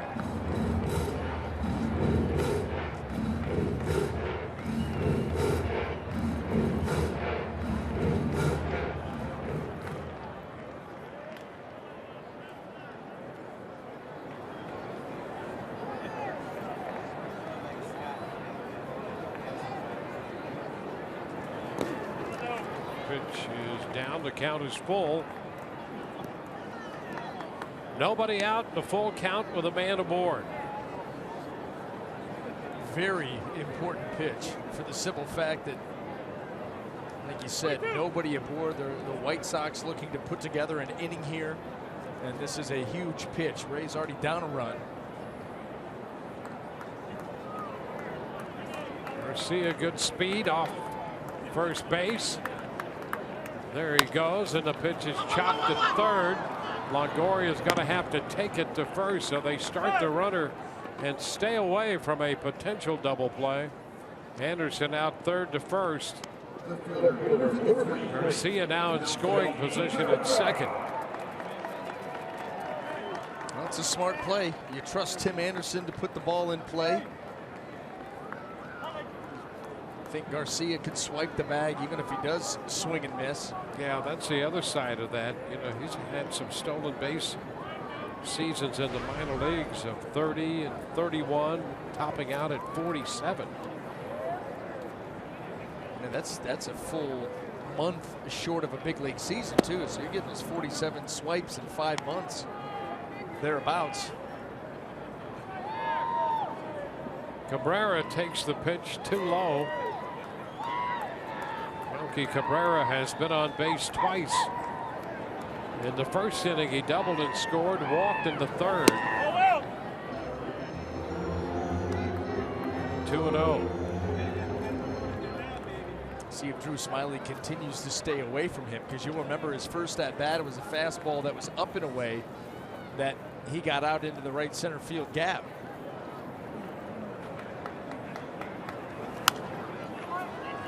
Fouls this one back and out of play. Well, Cabrera in his career with the Yankees had a year in Atlanta, and one in Kansas City, one in San Francisco, a couple in Toronto. This is his second year with the White Sox. Well traveled.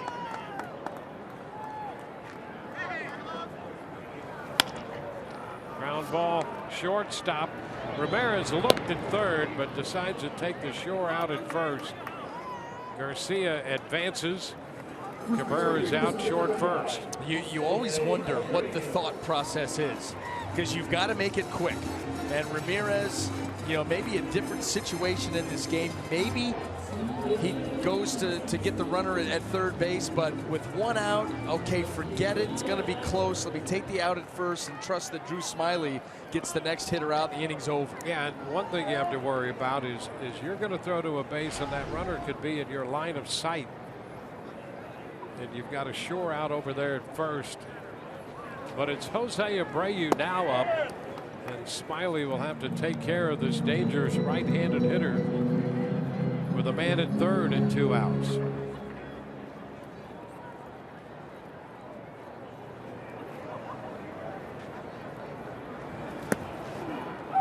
It's 1-1.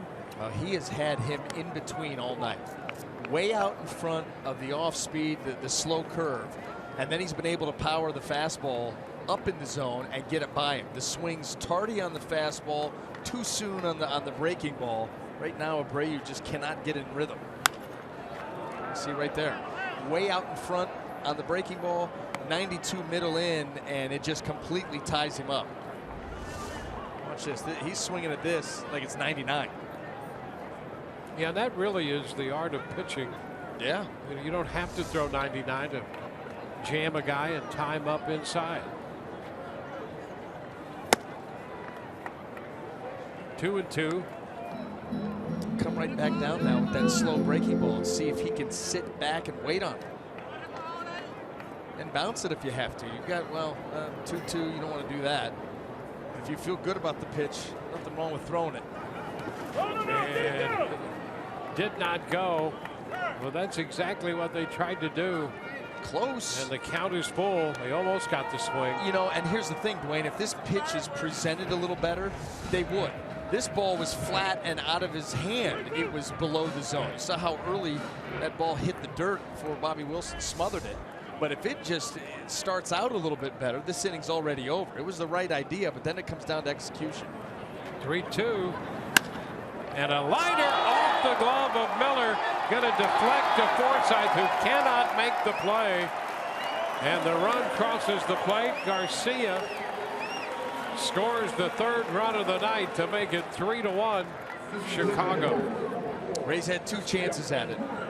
Obviously the line drive off of Miller's glove, but then Forsythe, you know, he's trying to make a play on it. If he's able to come up with it, may be able to get Abreu at first base.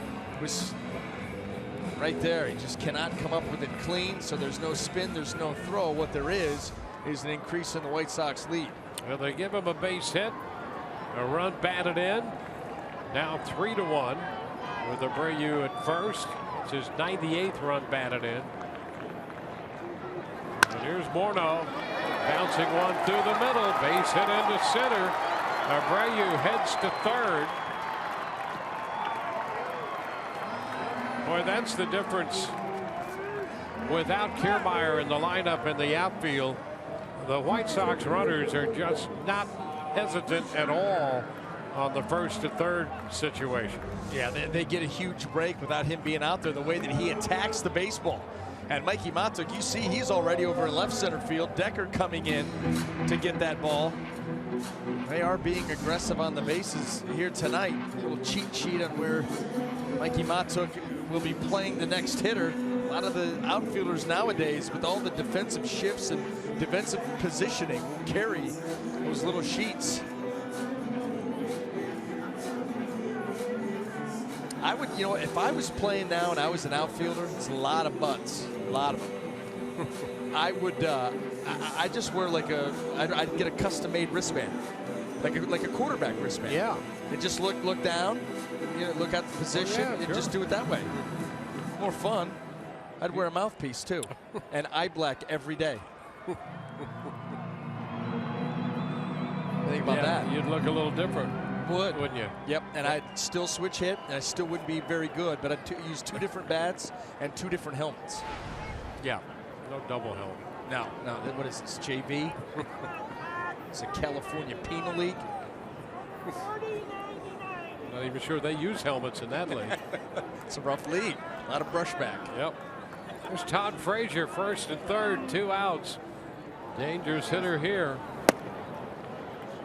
A lot of power in Frazier, who's sitting on 39 home runs right now. Ricky Vaughn played in that league. He did. And a good heater. Yep. And now he does our notes. 2-0. Yeah, I was about to make that distinction. Ricky Vaughn as opposed to Rick Vaughn.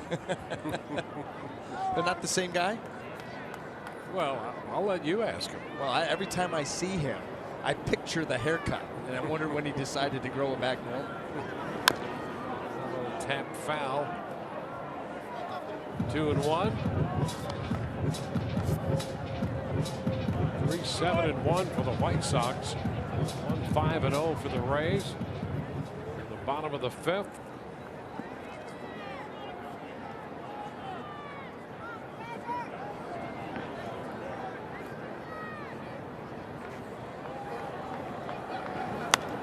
Jammed, and it's popped foul. Will carry out of play.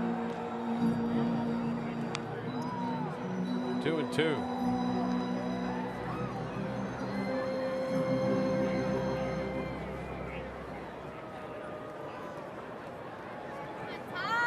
Frazier, the 6th hitter for Smiley to face here in this inning. He's about to make his 25th pitch of the inning.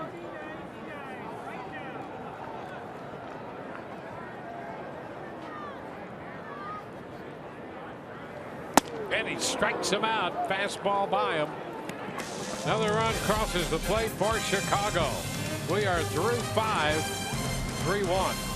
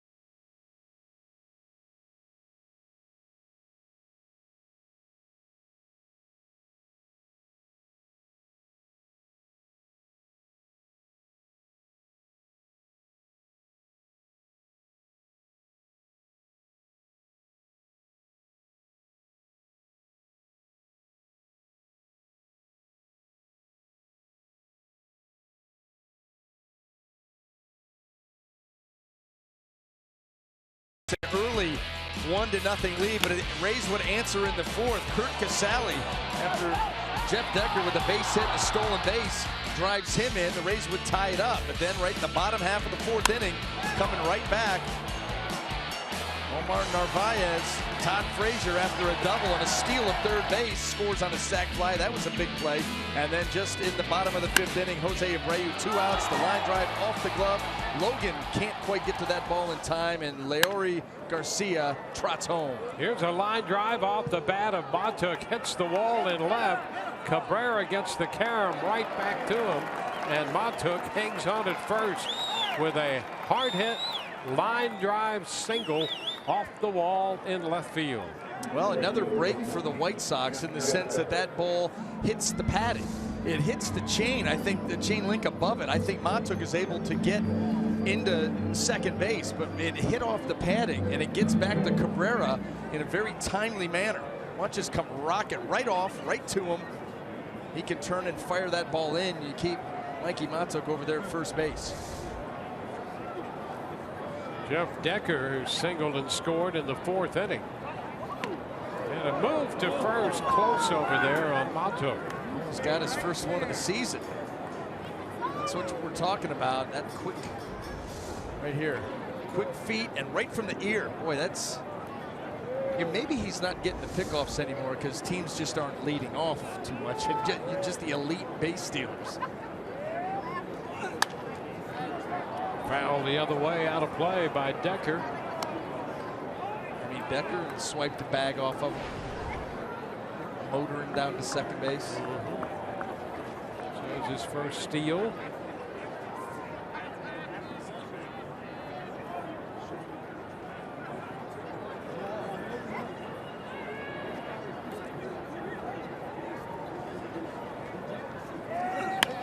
And a little looper the other way, going to drop in. Base hit. Matuk aggressively around second, but he holds. So back-to-back base hits by Matuk and Decker. And the Rays put the first 2 men aboard in the 6th inning here against Shields. Making a move. This ball gets in on Decker, but he's able to inside out and just kind of splice that ball out into shallow left field. And here's an inning for you, starting to be built. Down by 2, 2 aboard.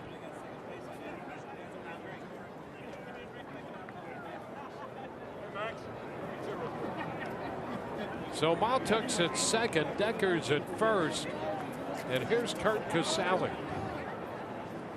conference on the mound by the Chicago White Sox there.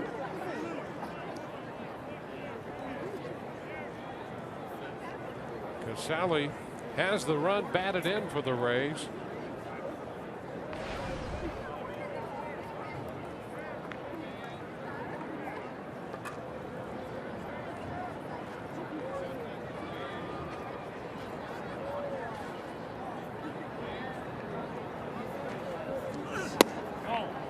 Pitch is down, 1-0.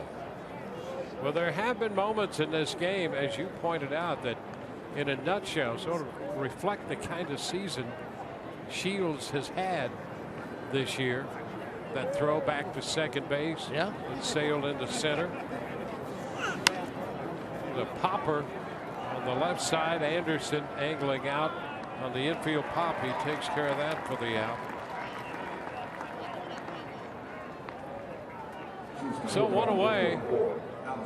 The Rays, after falling behind 3-1, have put the first two men on base, coming right back with a threat. With Montook and Decker, the runners at second and first, one away. And now the former Chicago White Sox shortstop, Alexi Ramirez.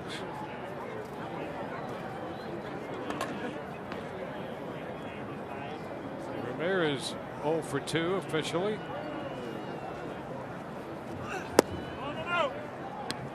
Slow.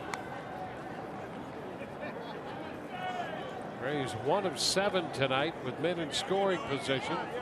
To this point, they've been limited to only 1 run on 7 hits and 2 walks.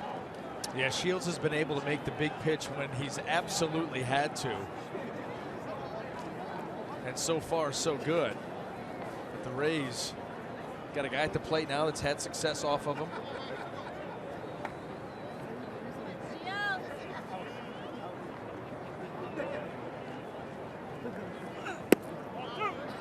And to take down 2-0.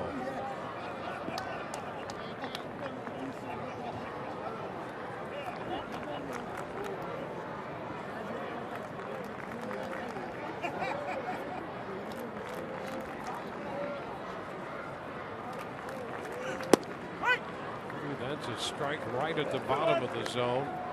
2-1.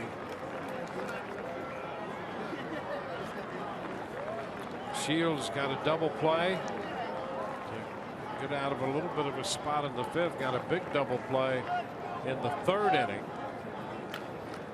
Kept the ball down on all these pitches to Ramirez. And now that's ball 3, 3-1. Not at all happy with his execution. He's gone with basically 4 straight sliders. You know, he'll use that pitch as a cutter. You know, you kind of cock your wrist, stay behind the baseball, and keep it on the same plane. It's a cutter. You get on top of it a little bit, it'll give you that slider type action. He's thrown 4 in a row, missed with 3 of them. Ground ball chopped, just foul. Turning to make the call, Ed Hickox. Boy, that ball just foul. That would have been interesting. Well, it was an odd look too, because Frazier never gets the glove up. And you're thinking if it's going to be fair, he's going to dive, he's going to do something. He just kind of watches that thing spin foul, and there's the call. He's the man that has started both of the double plays. One pretty standard, one on a nice backhand.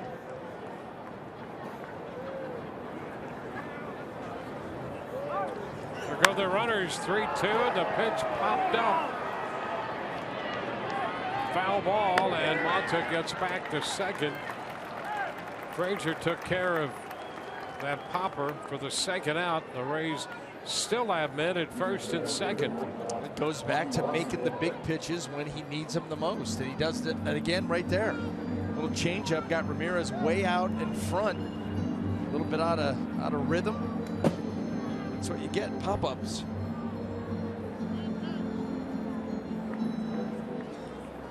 Well, it will be up now to Bobby Wilson.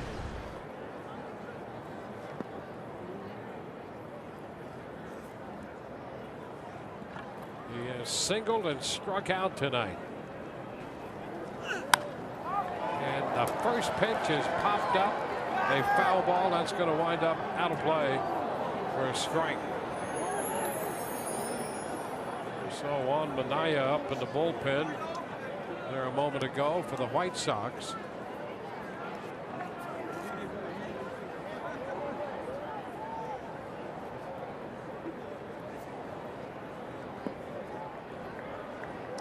Is he punting? Apparently there are a couple of openings for punters and place kickers. The Browns may want to look into signing him. Swing and a miss, 0-2.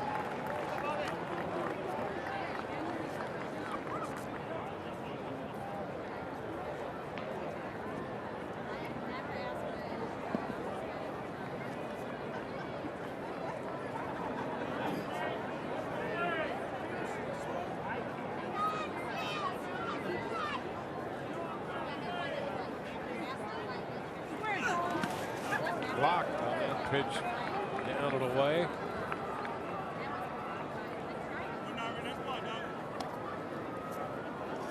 Montook still at second with Decker at first.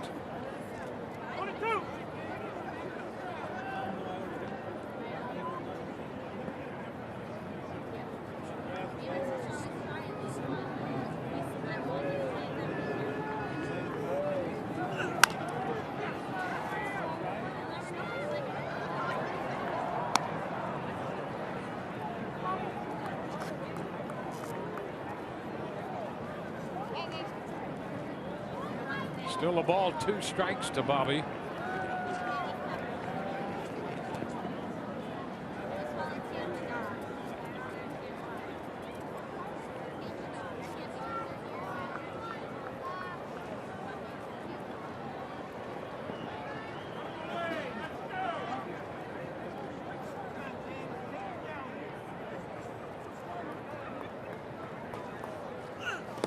And he's reaching for this one. On a pitch in the dirt, the throw down to first will complete the strikeout and end the threat by the Rays, who lead 2 and trail 3-1.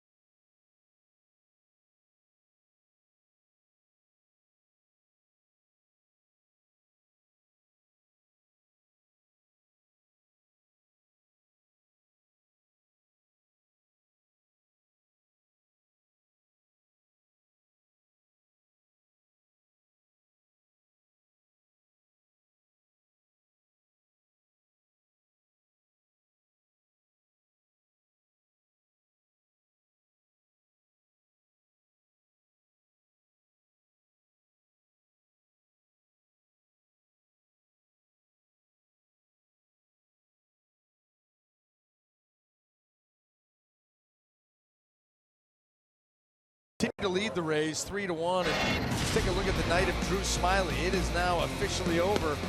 You see, once again, it was another night of the fastball. Tried to change speeds with that breaking ball, just a couple of cutters, but he was playing the up and down game all night long.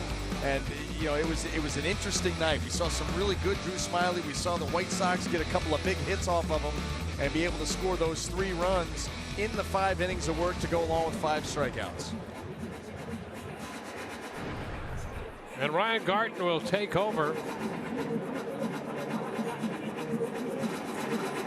making his 35th appearance, 1-2 with a .475 earned run average. He'll face Avi Garcia to lead off. Eventually.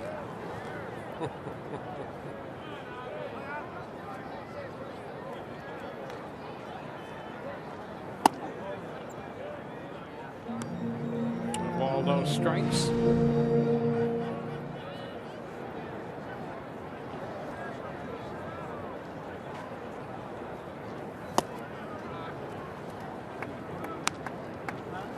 One.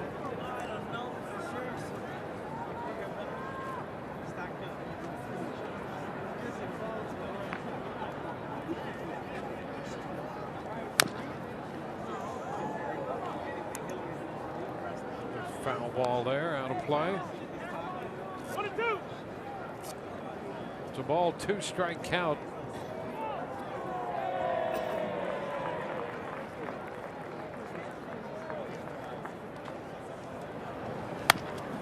Roller right side, picked up by Forsythe. Then the throw to first takes care of Garcia.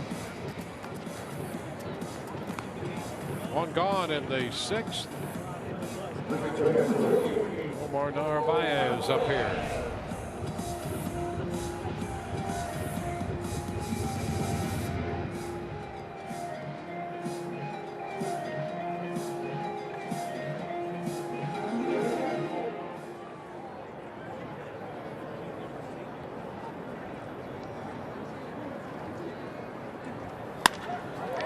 Base hit, stroked into center.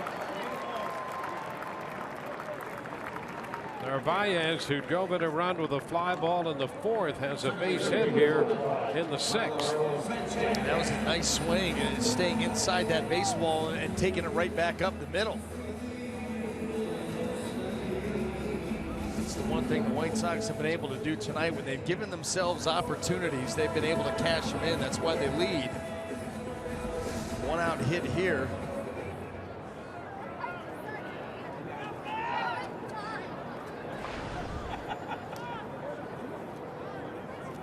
Sanchez.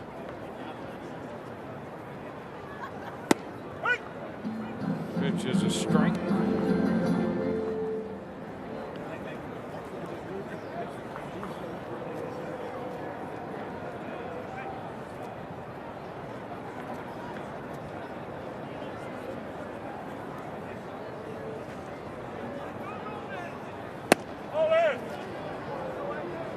One ball, one strike.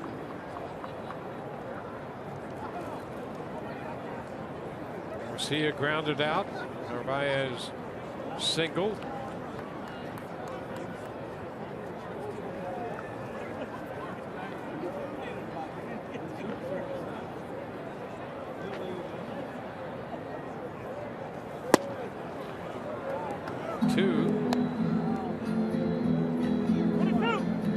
Narvaez has had a pretty good night at the plate. The former Rays farmhand. He was signed initially by the Rays out of Venezuela.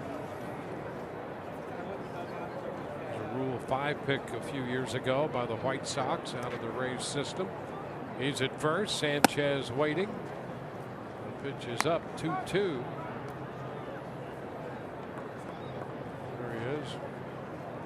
Catcher, 24 years old, over at first.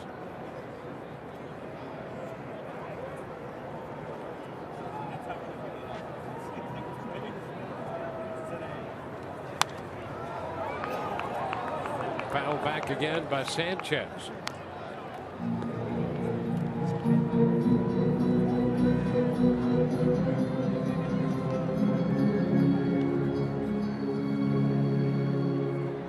White Sox with 3 runs, 8 hits.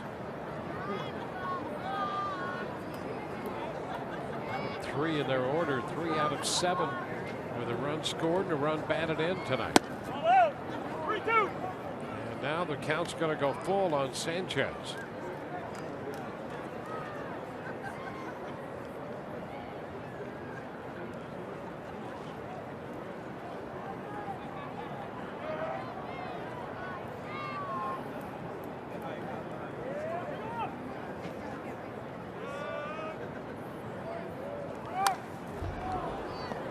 pitch foul back with Narvaez on the run.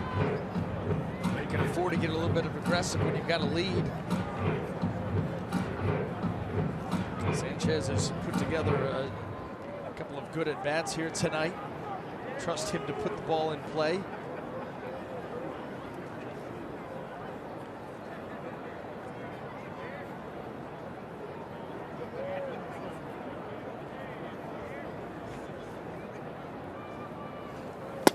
Swing and a miss. That takes care of Sanchez. Good thing he wasn't going there.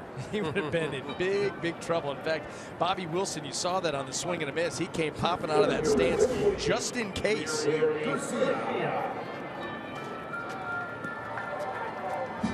Not this time, because I would have had you. So the runner still at first. 2 outs, and here's Garcia. Leori Garcia.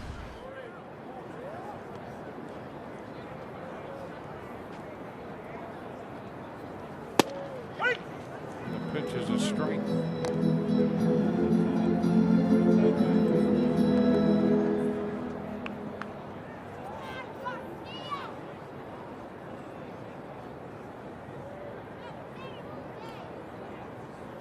A lot of base runners tonight for both clubs. White Sox have had runners on base in every inning. The Rays have had men on base in every inning except the second. The Rays have left 8 men. White Sox 5 so far.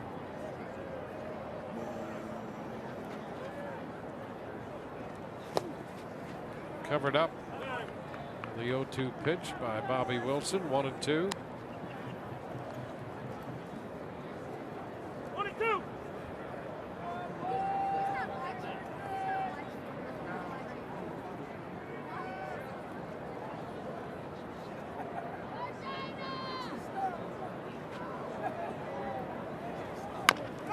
Chop to first, grabbed there by Miller, who steps on the bag.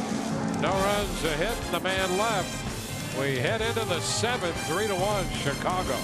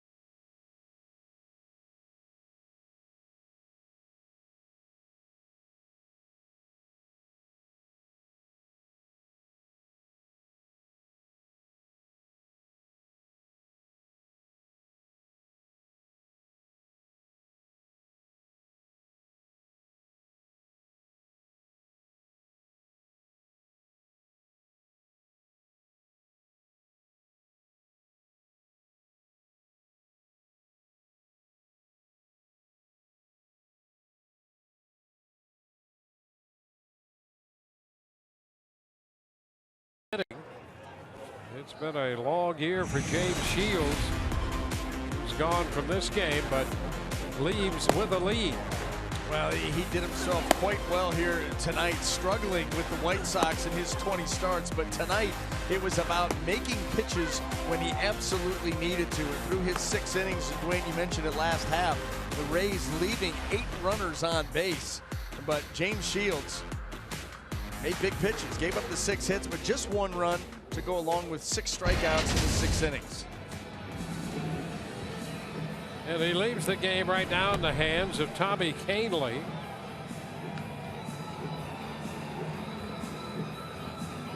concede. Almost a strikeout an inning, 23 and 24 2/3, but 18 walks jumps out at you. You've got to be patient. Make sure and force him to be in the strike zone. Yeah, a lot of walks for the innings pitched.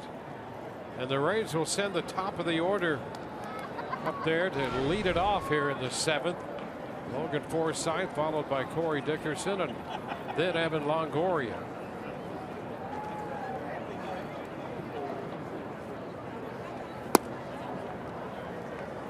She's too low, a ball, no strikes.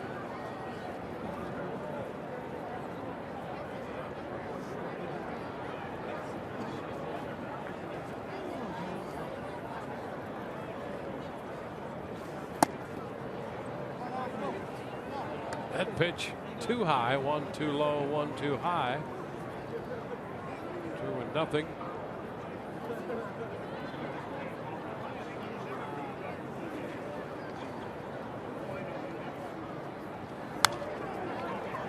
Swing and a foul ball back on a fastball. That fastball at 96.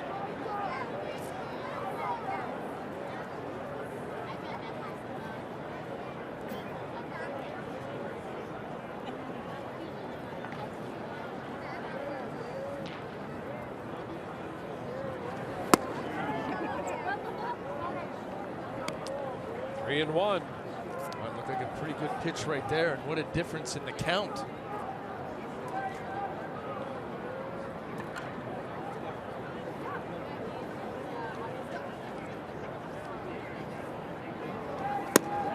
And an opening walk. So the Rays got a base runner to open the inning.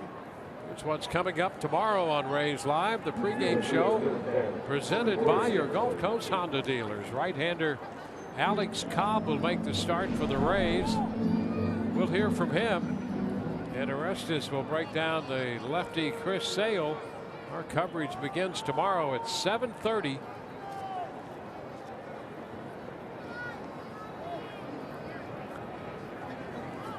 There's Corey Dickerson. He's been hit by a pitch and has singled.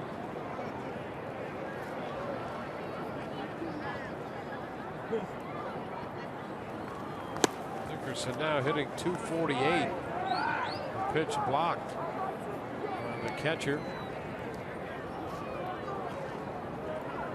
Baez has been busy back there, and he makes a trip to the mound here with Canely walking Forsythe and then throwing that first pitch into the dirt to Dickerson.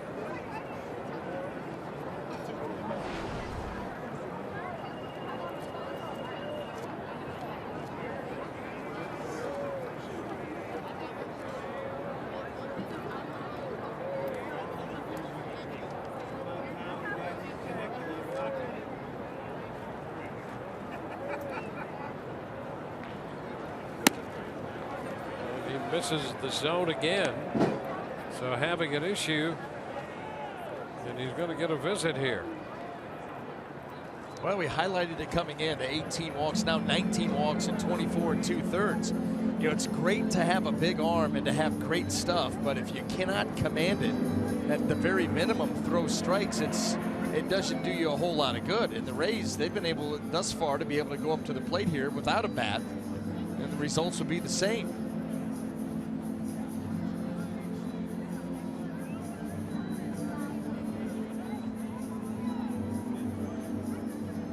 Well, he's made 7 pitches so far. 6 have been out of the zone. Canely, originally in the New York Yankees organization, got to the big leagues with the Rockies.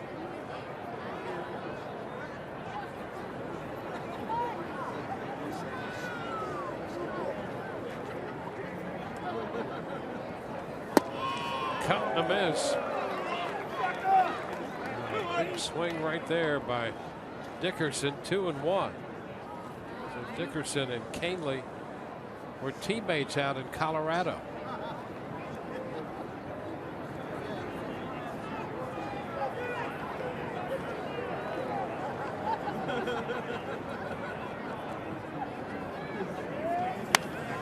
Fowler right back, 2-2.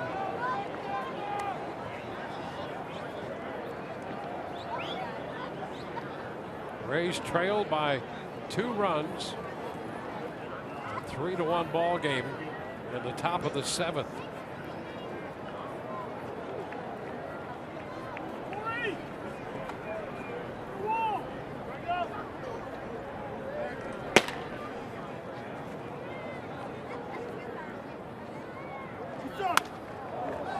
Dickerson stays alive, fouling that one away.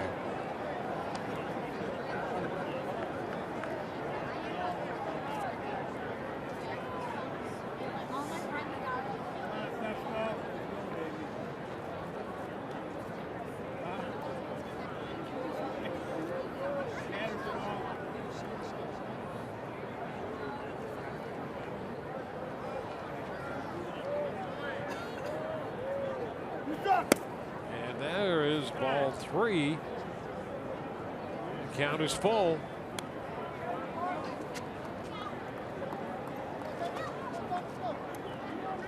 He had some shoulder issues. Spent some time on the shelf with the Rockies. Spent the better of a year and a half, better part of a year and a half with Colorado.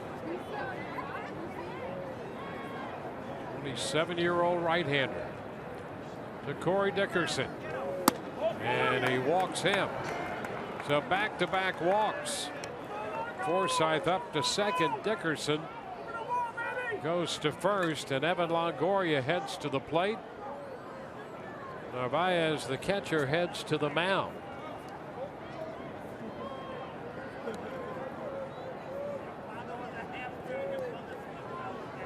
This is the stuff that will drive Robin Ventura absolutely crazy.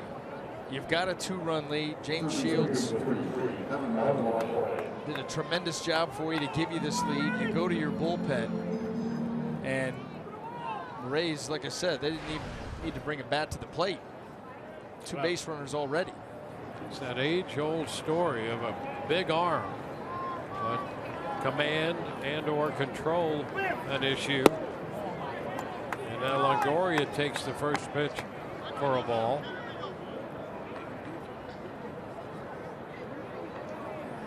Evan twice has walked and has grounded into a double play.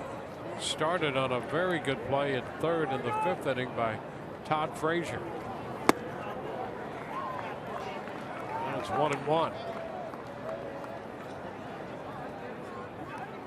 95 runs batted in for Longoria with 36 home runs. He now represents the potential go-ahead run with 2 men on base.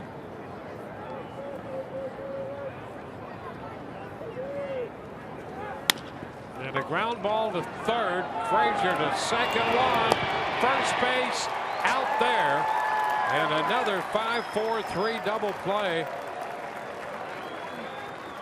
That's 3 of those tonight turned by the by the White Sox, by the former Rocky right-hander out there after walking the first 2 men. He gets the double play ball out of Longoria. Boy, that hurts. And with Brad Miller due up, the White Sox are going to make another pitching change. We'll be right back.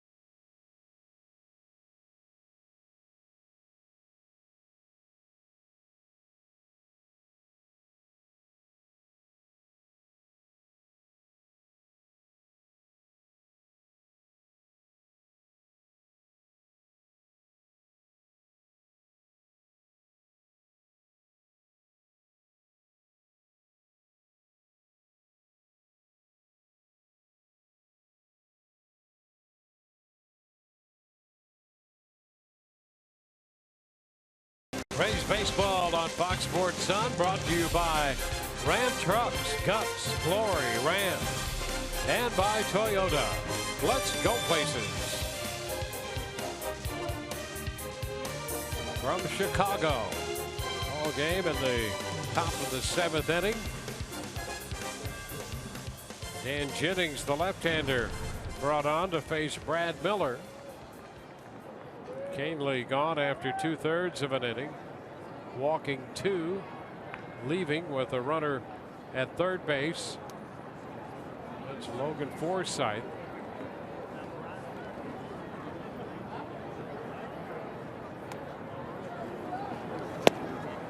Jennings misses with the first pitch, down and away.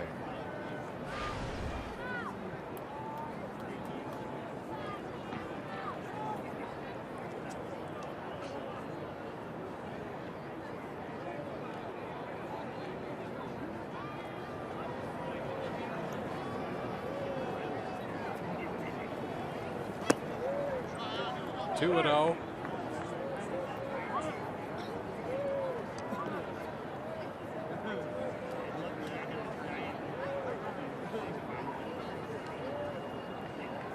Jennings in 53 games last year with the White Sox.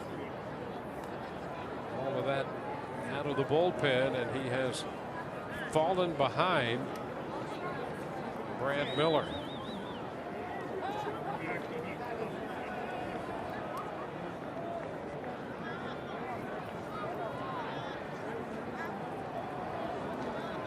There is a lot going on out here from pitch to pitch. Yeah, and enough so that Don Cooper is going to go out and ask him what is going on. Yeah, it's like tap, tap, scrape, scrape, quick leg kick. I mean, there's just a lot of time in between pitches. If you read his lips, Dwayne, that's what he's asking him right now. What are you doing? What exactly are you doing? We brought you in the game to pitch, and I'm not sure what's going on over here. He said all that. I know. Well, you can read his lips right there from the side. Well, I know he's saying something similar to that, because I know another pitcher who's wondering what was going on.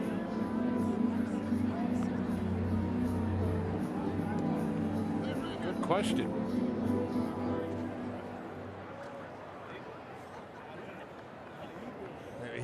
Here we go. We're still kicking around dirt. There we go.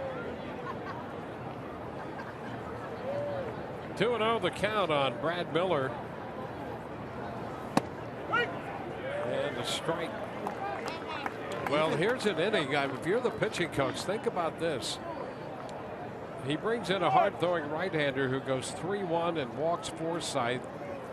Then eventually goes 3-2 with a foul ball and walks Dickerson.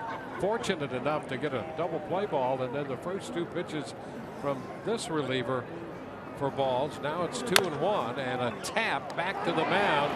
Jennings 3/4 of the way to first with the underhanded toss. Retires Miller, and the Rays threaten lead a man. Trail 3-1.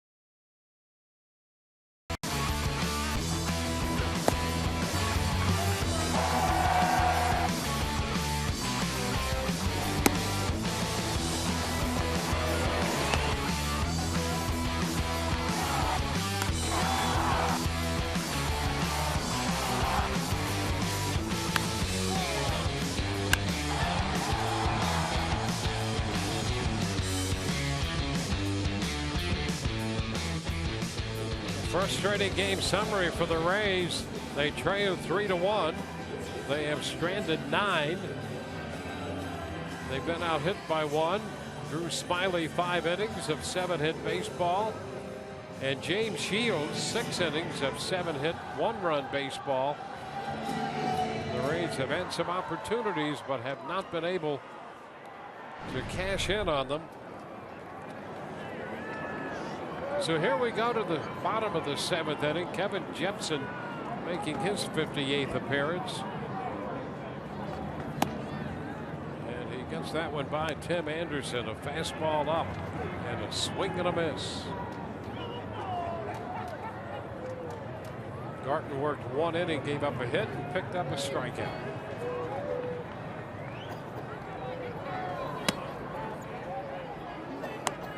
One count.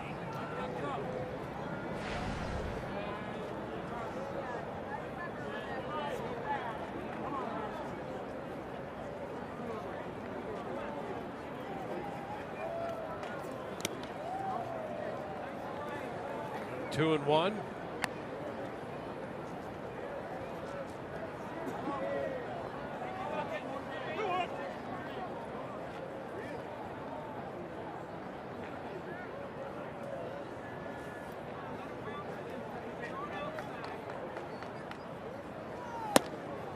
Jepson misses high. 3 balls and a strike. Melky Cabrera on deck.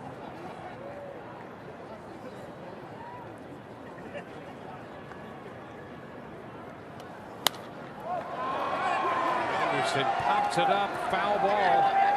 Longoria making the call, and he puts it away for the first out. Anderson, big swing on the 3-1 and a high pop foul for out number 1. So a comeback there by Jepson after falling behind to get the speedy Anderson to lead off this inning. Rays cannot afford to fall any further behind.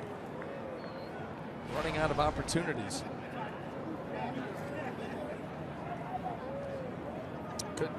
Was that good as far as like all the cliches I could get in? Like I talked right there and said absolutely nothing. I thought you did a great job. I was very pleased with that. Impressed.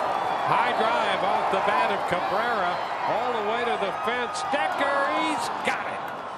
Jeff Decker stayed right with that one and made the catch. Was there ever any doubt? The mane was flowing in the wind as he drifted back towards the fence, and I mean the fence. It's a legit fence. Yep.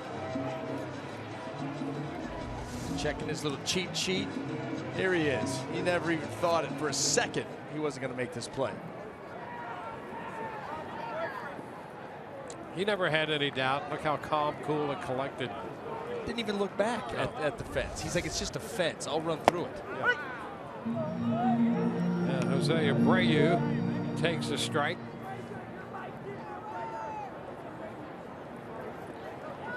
Abreu with a couple hits and a run batted in, 2 for 3. 98 runs batted in for the White Sox first baseman.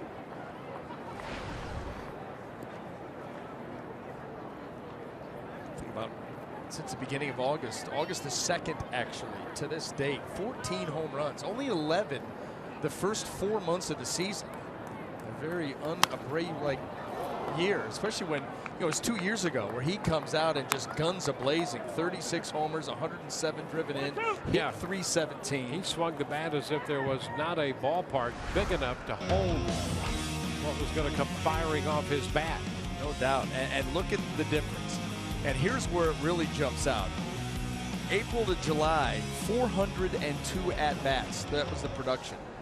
The right column, 200 at-bats coming into play tonight. Half the at-bats, more home runs. You can see 14 home runs into 200 at-bats, 11 in 402.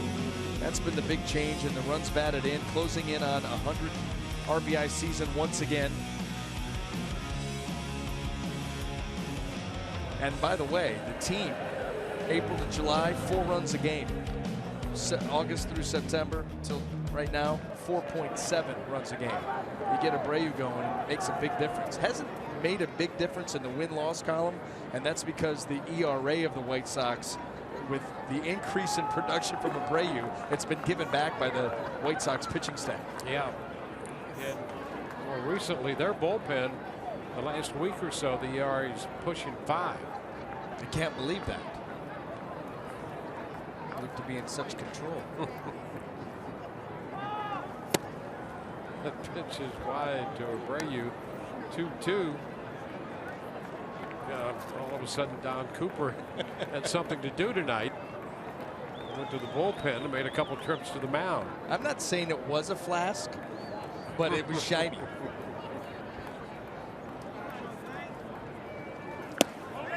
Did he go? Nope. That's a check, and the count is full.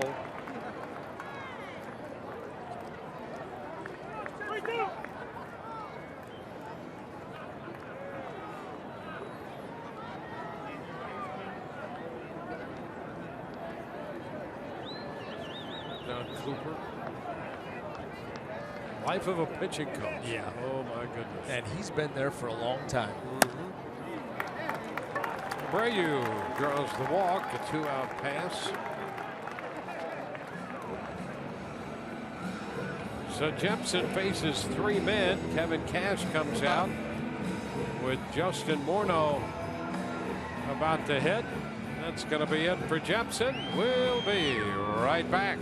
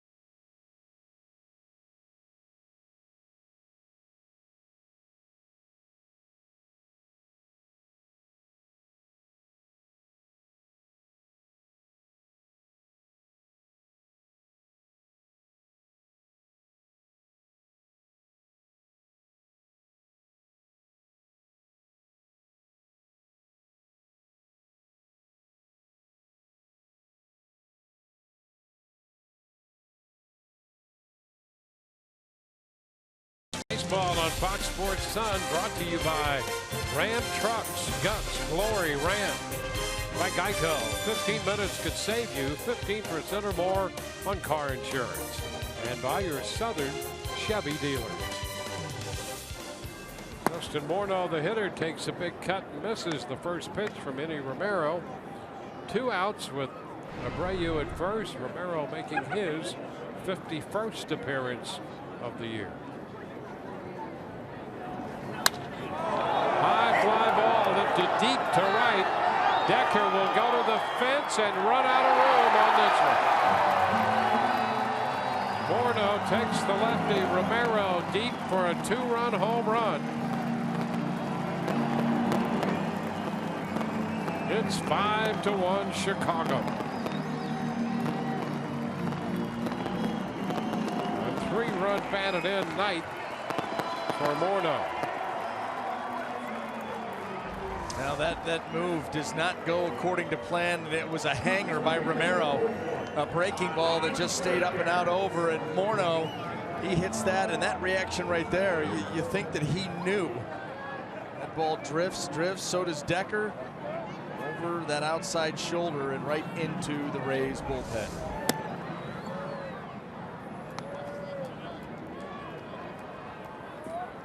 A ball, no strikes, the count to Todd Frazier.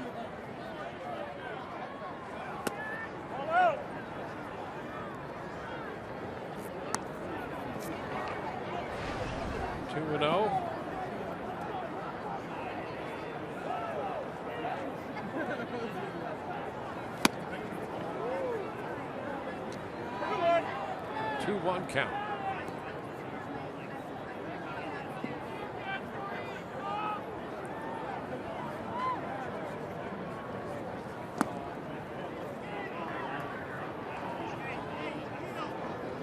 It's a 3-1 count.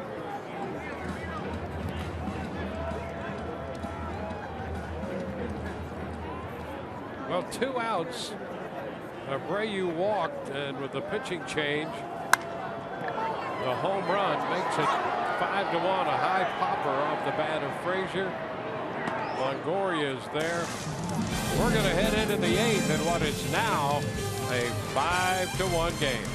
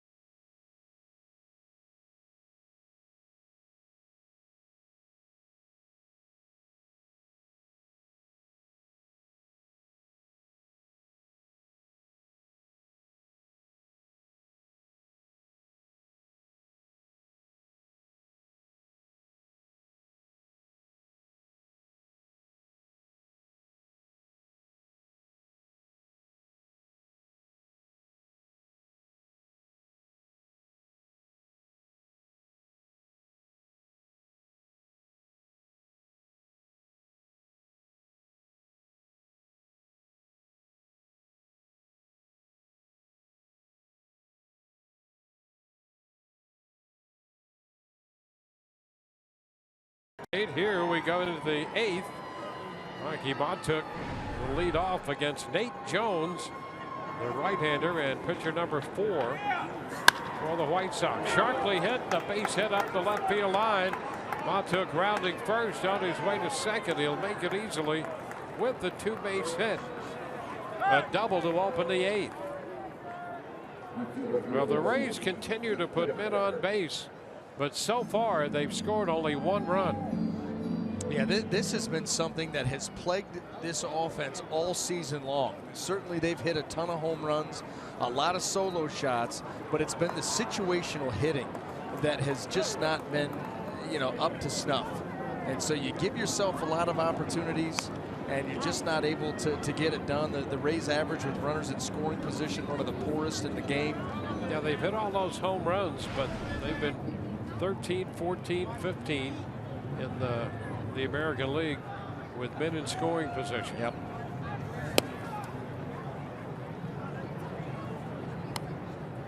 And the on-base percentage in that same vicinity.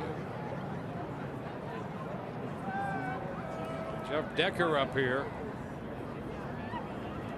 Tonight they're getting men on base. There's a liner into center. That's going to fall for a base hit. Charging is Garcia to make the pickup. And the Rays put the first 2 men on here against Jones. A double by Montook and a single by Decker. And Decker is 3 for 4 tonight. Himself quite a night. And once again, Montook and Decker coming through for the Rays, giving them another opportunity. It's a little bit bigger hole now, but it's a great start. The Rays before that base hit were 2 for 15 with men on base tonight. Now it's first and third. And here's Kurt Casale. Ball by him, strike one. Yeah, Nate Jones, interesting. He almost taunts you before he delivers the ball to the plate. That hand comes out of the glove straight up, and then he comes right at you with big-time velocity on the heater. Watch as he comes set. Watch that arm just shoot straight up, and then here it comes. Boom. 0-2. This is the 4th consecutive innings that the Rays have put the leadoff hitter on. Dickerson single to begin the 5th. Montauk single to begin the 6th. A walk to Forsythe to start the 7th, and a double here in the 8th by Montauk to start it. Little tap right side. Abreu's coming to the plate, and Montauk is out. Came in standing, and Abreu decided to come to the plate, and he cuts down Montauk. Yeah, Abreu, there was a little hesitation. He was, I think, surprised that Montauk was headed to the plate. And I think Mikey Montauk was surprised that going in, standing up, no slide, not trying to evade that tag. I'm not even sure that he knew or thought that Abreu would come home with this. Right there is when he makes the decision. And here comes Montauk. That ball, in plenty of time to get him. And the Rays are looking at, did Mikey get the foot to the plate before the tag? It's close.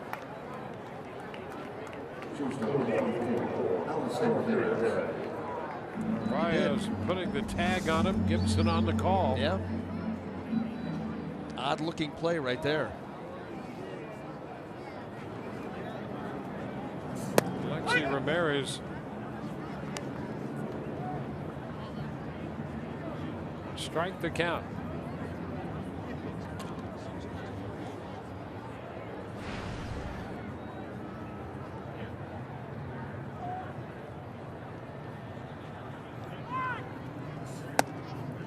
Up and in. 1-1.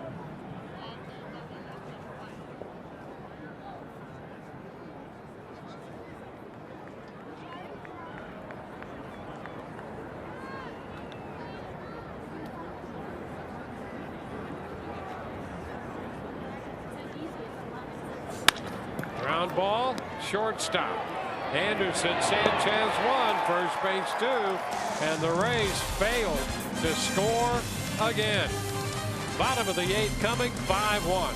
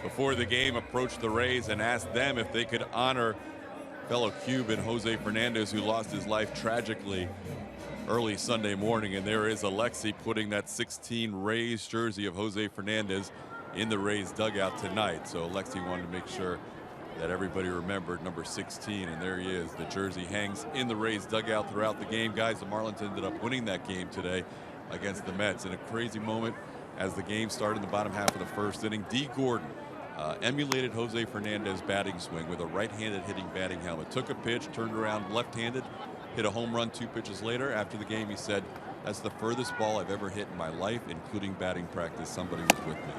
So the Mets end up losing to the Marlins on an incredibly emotional night down in South Florida. Guys, back to you. All right, and again, as we discussed yesterday, there are no words to adequately address the tragedy of the loss of life here of the young right-hander Jose Fernandez.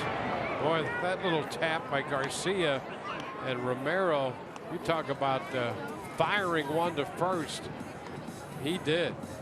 Yeah, and I'm going to tell you something. Brad Miller, I guarantee you, was had some probably some interesting thoughts, knowing that Eddie Romero was going to come up and lay this thing out there. Watch this wind up, and here comes about 100.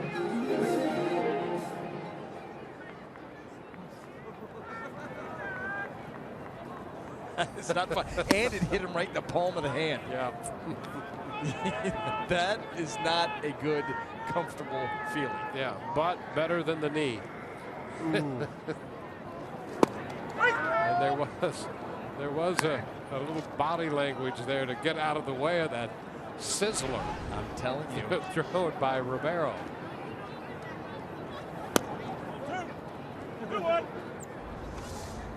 He's going to check out the hand.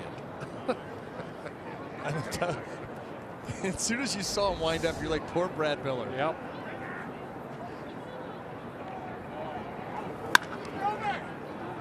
Foul ball. So the count is 2-2 on Narvaez. Omar Narvaez drove a run with a sacrifice fly to left in the fourth. He singled in the sixth inning.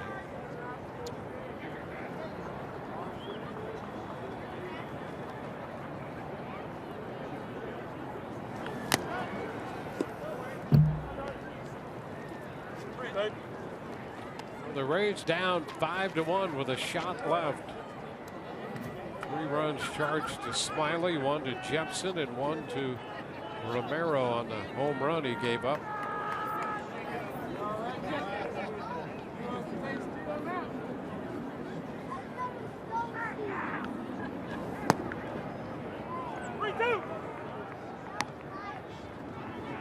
Full count.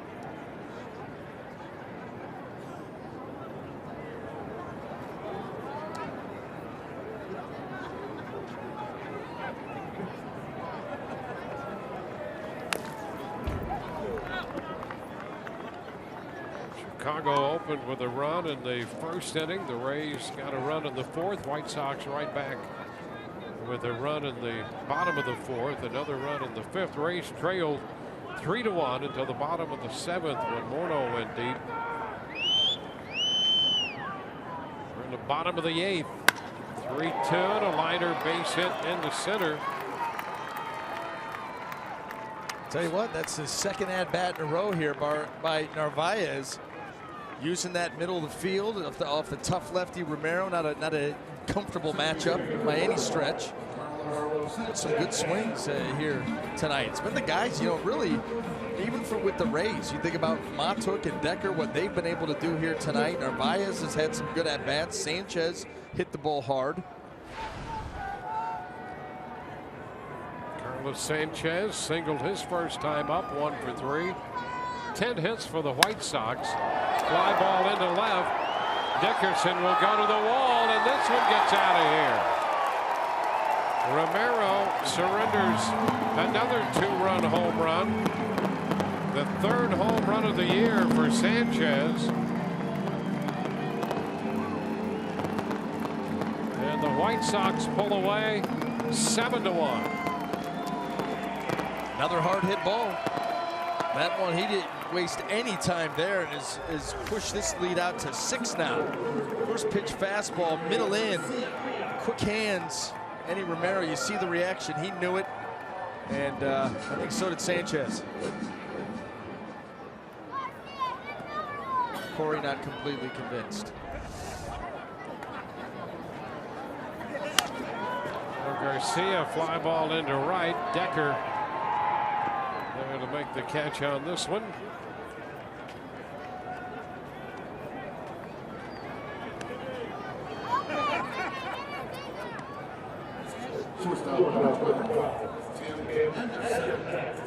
Two runs in the bottom of the 8th with 2 outs, and we go to the top of the order. It's Tim Anderson again.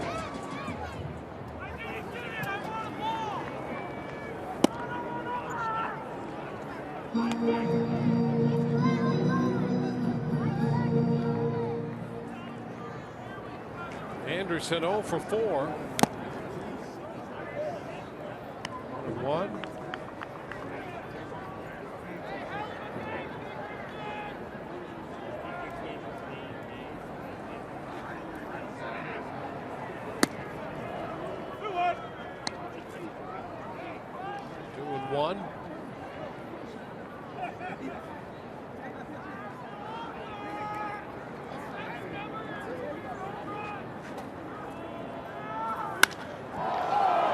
To center field. Montook not yet to the track, makes the catch. That does it for the White Sox in the 8th, who add 2 and lead 7-1.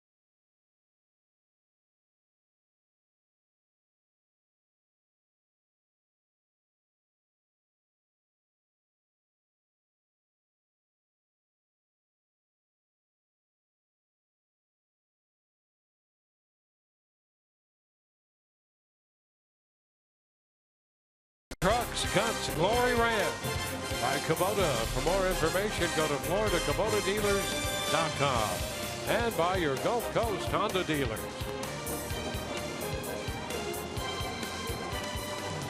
Seven to 1, the White Sox lead the Rays. We move into the 9th inning. Juan Minaya, the new pitcher. Nate Jones worked an inning, gave up a couple hits, no runs. James Shields started this game.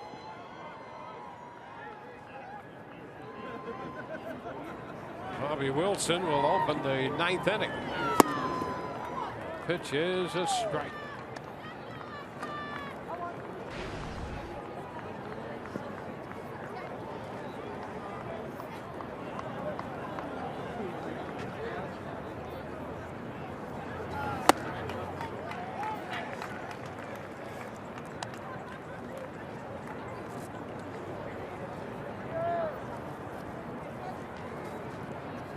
Forsythe and Dickerson next.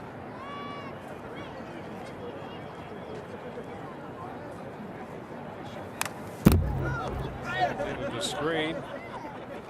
Wilson singled in the 3rd. He is 1 for 3 on the night.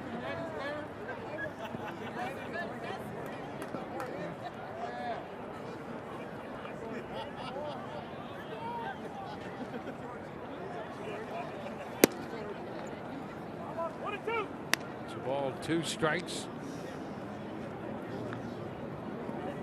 Decker getting a start tonight for the Rays. Going 3 for 4 with a run scored and a stolen base.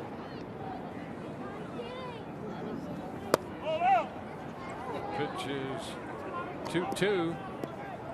Man, he had himself quite a night. Getting the opportunity to start out in right field. Productive.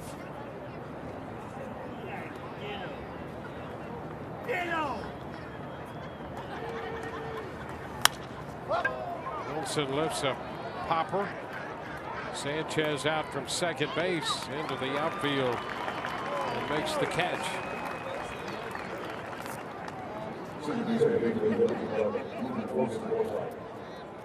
So one away in the 9th inning. Both the starting pitchers still the pitchers of record, Drew Smyly and James Shields.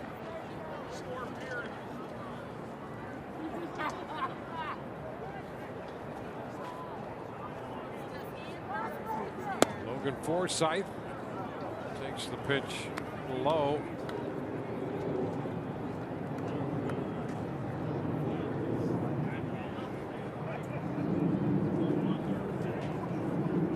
An eye on the hill. He was claimed by the White Sox from Houston in June. Forsythe sends one to right field. Garcia goes back and makes the catch. That ball headed toward the fence. So was Avi Garcia. And he hauls it in. 2 gone.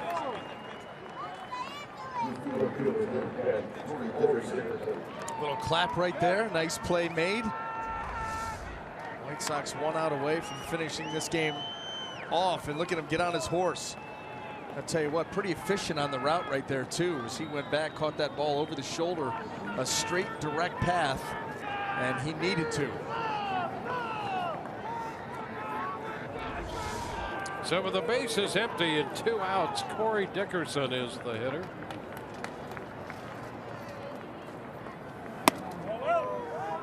And that's a ball. Dickerson has been on base 3 times tonight.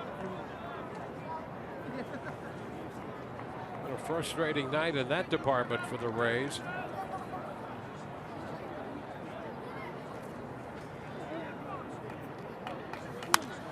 This one is foul back. So it's 1-1.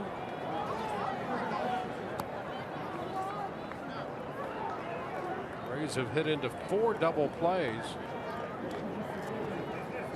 3 of the 5-4-3 variety.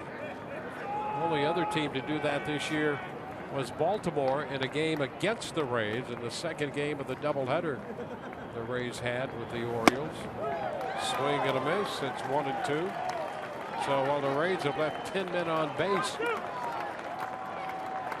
the double plays have cut into that total to actually lower it.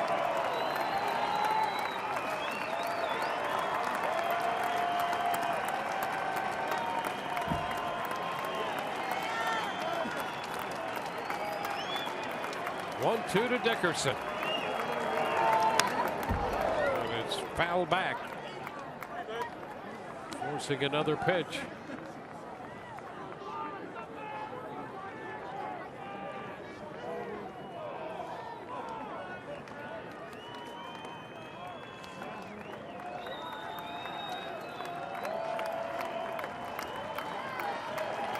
Fifth pitcher for the White Sox.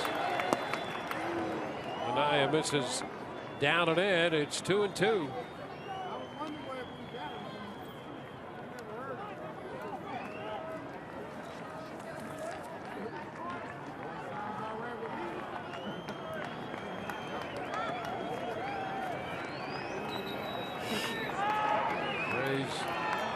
On the verge of dropping their 91st decision of the year.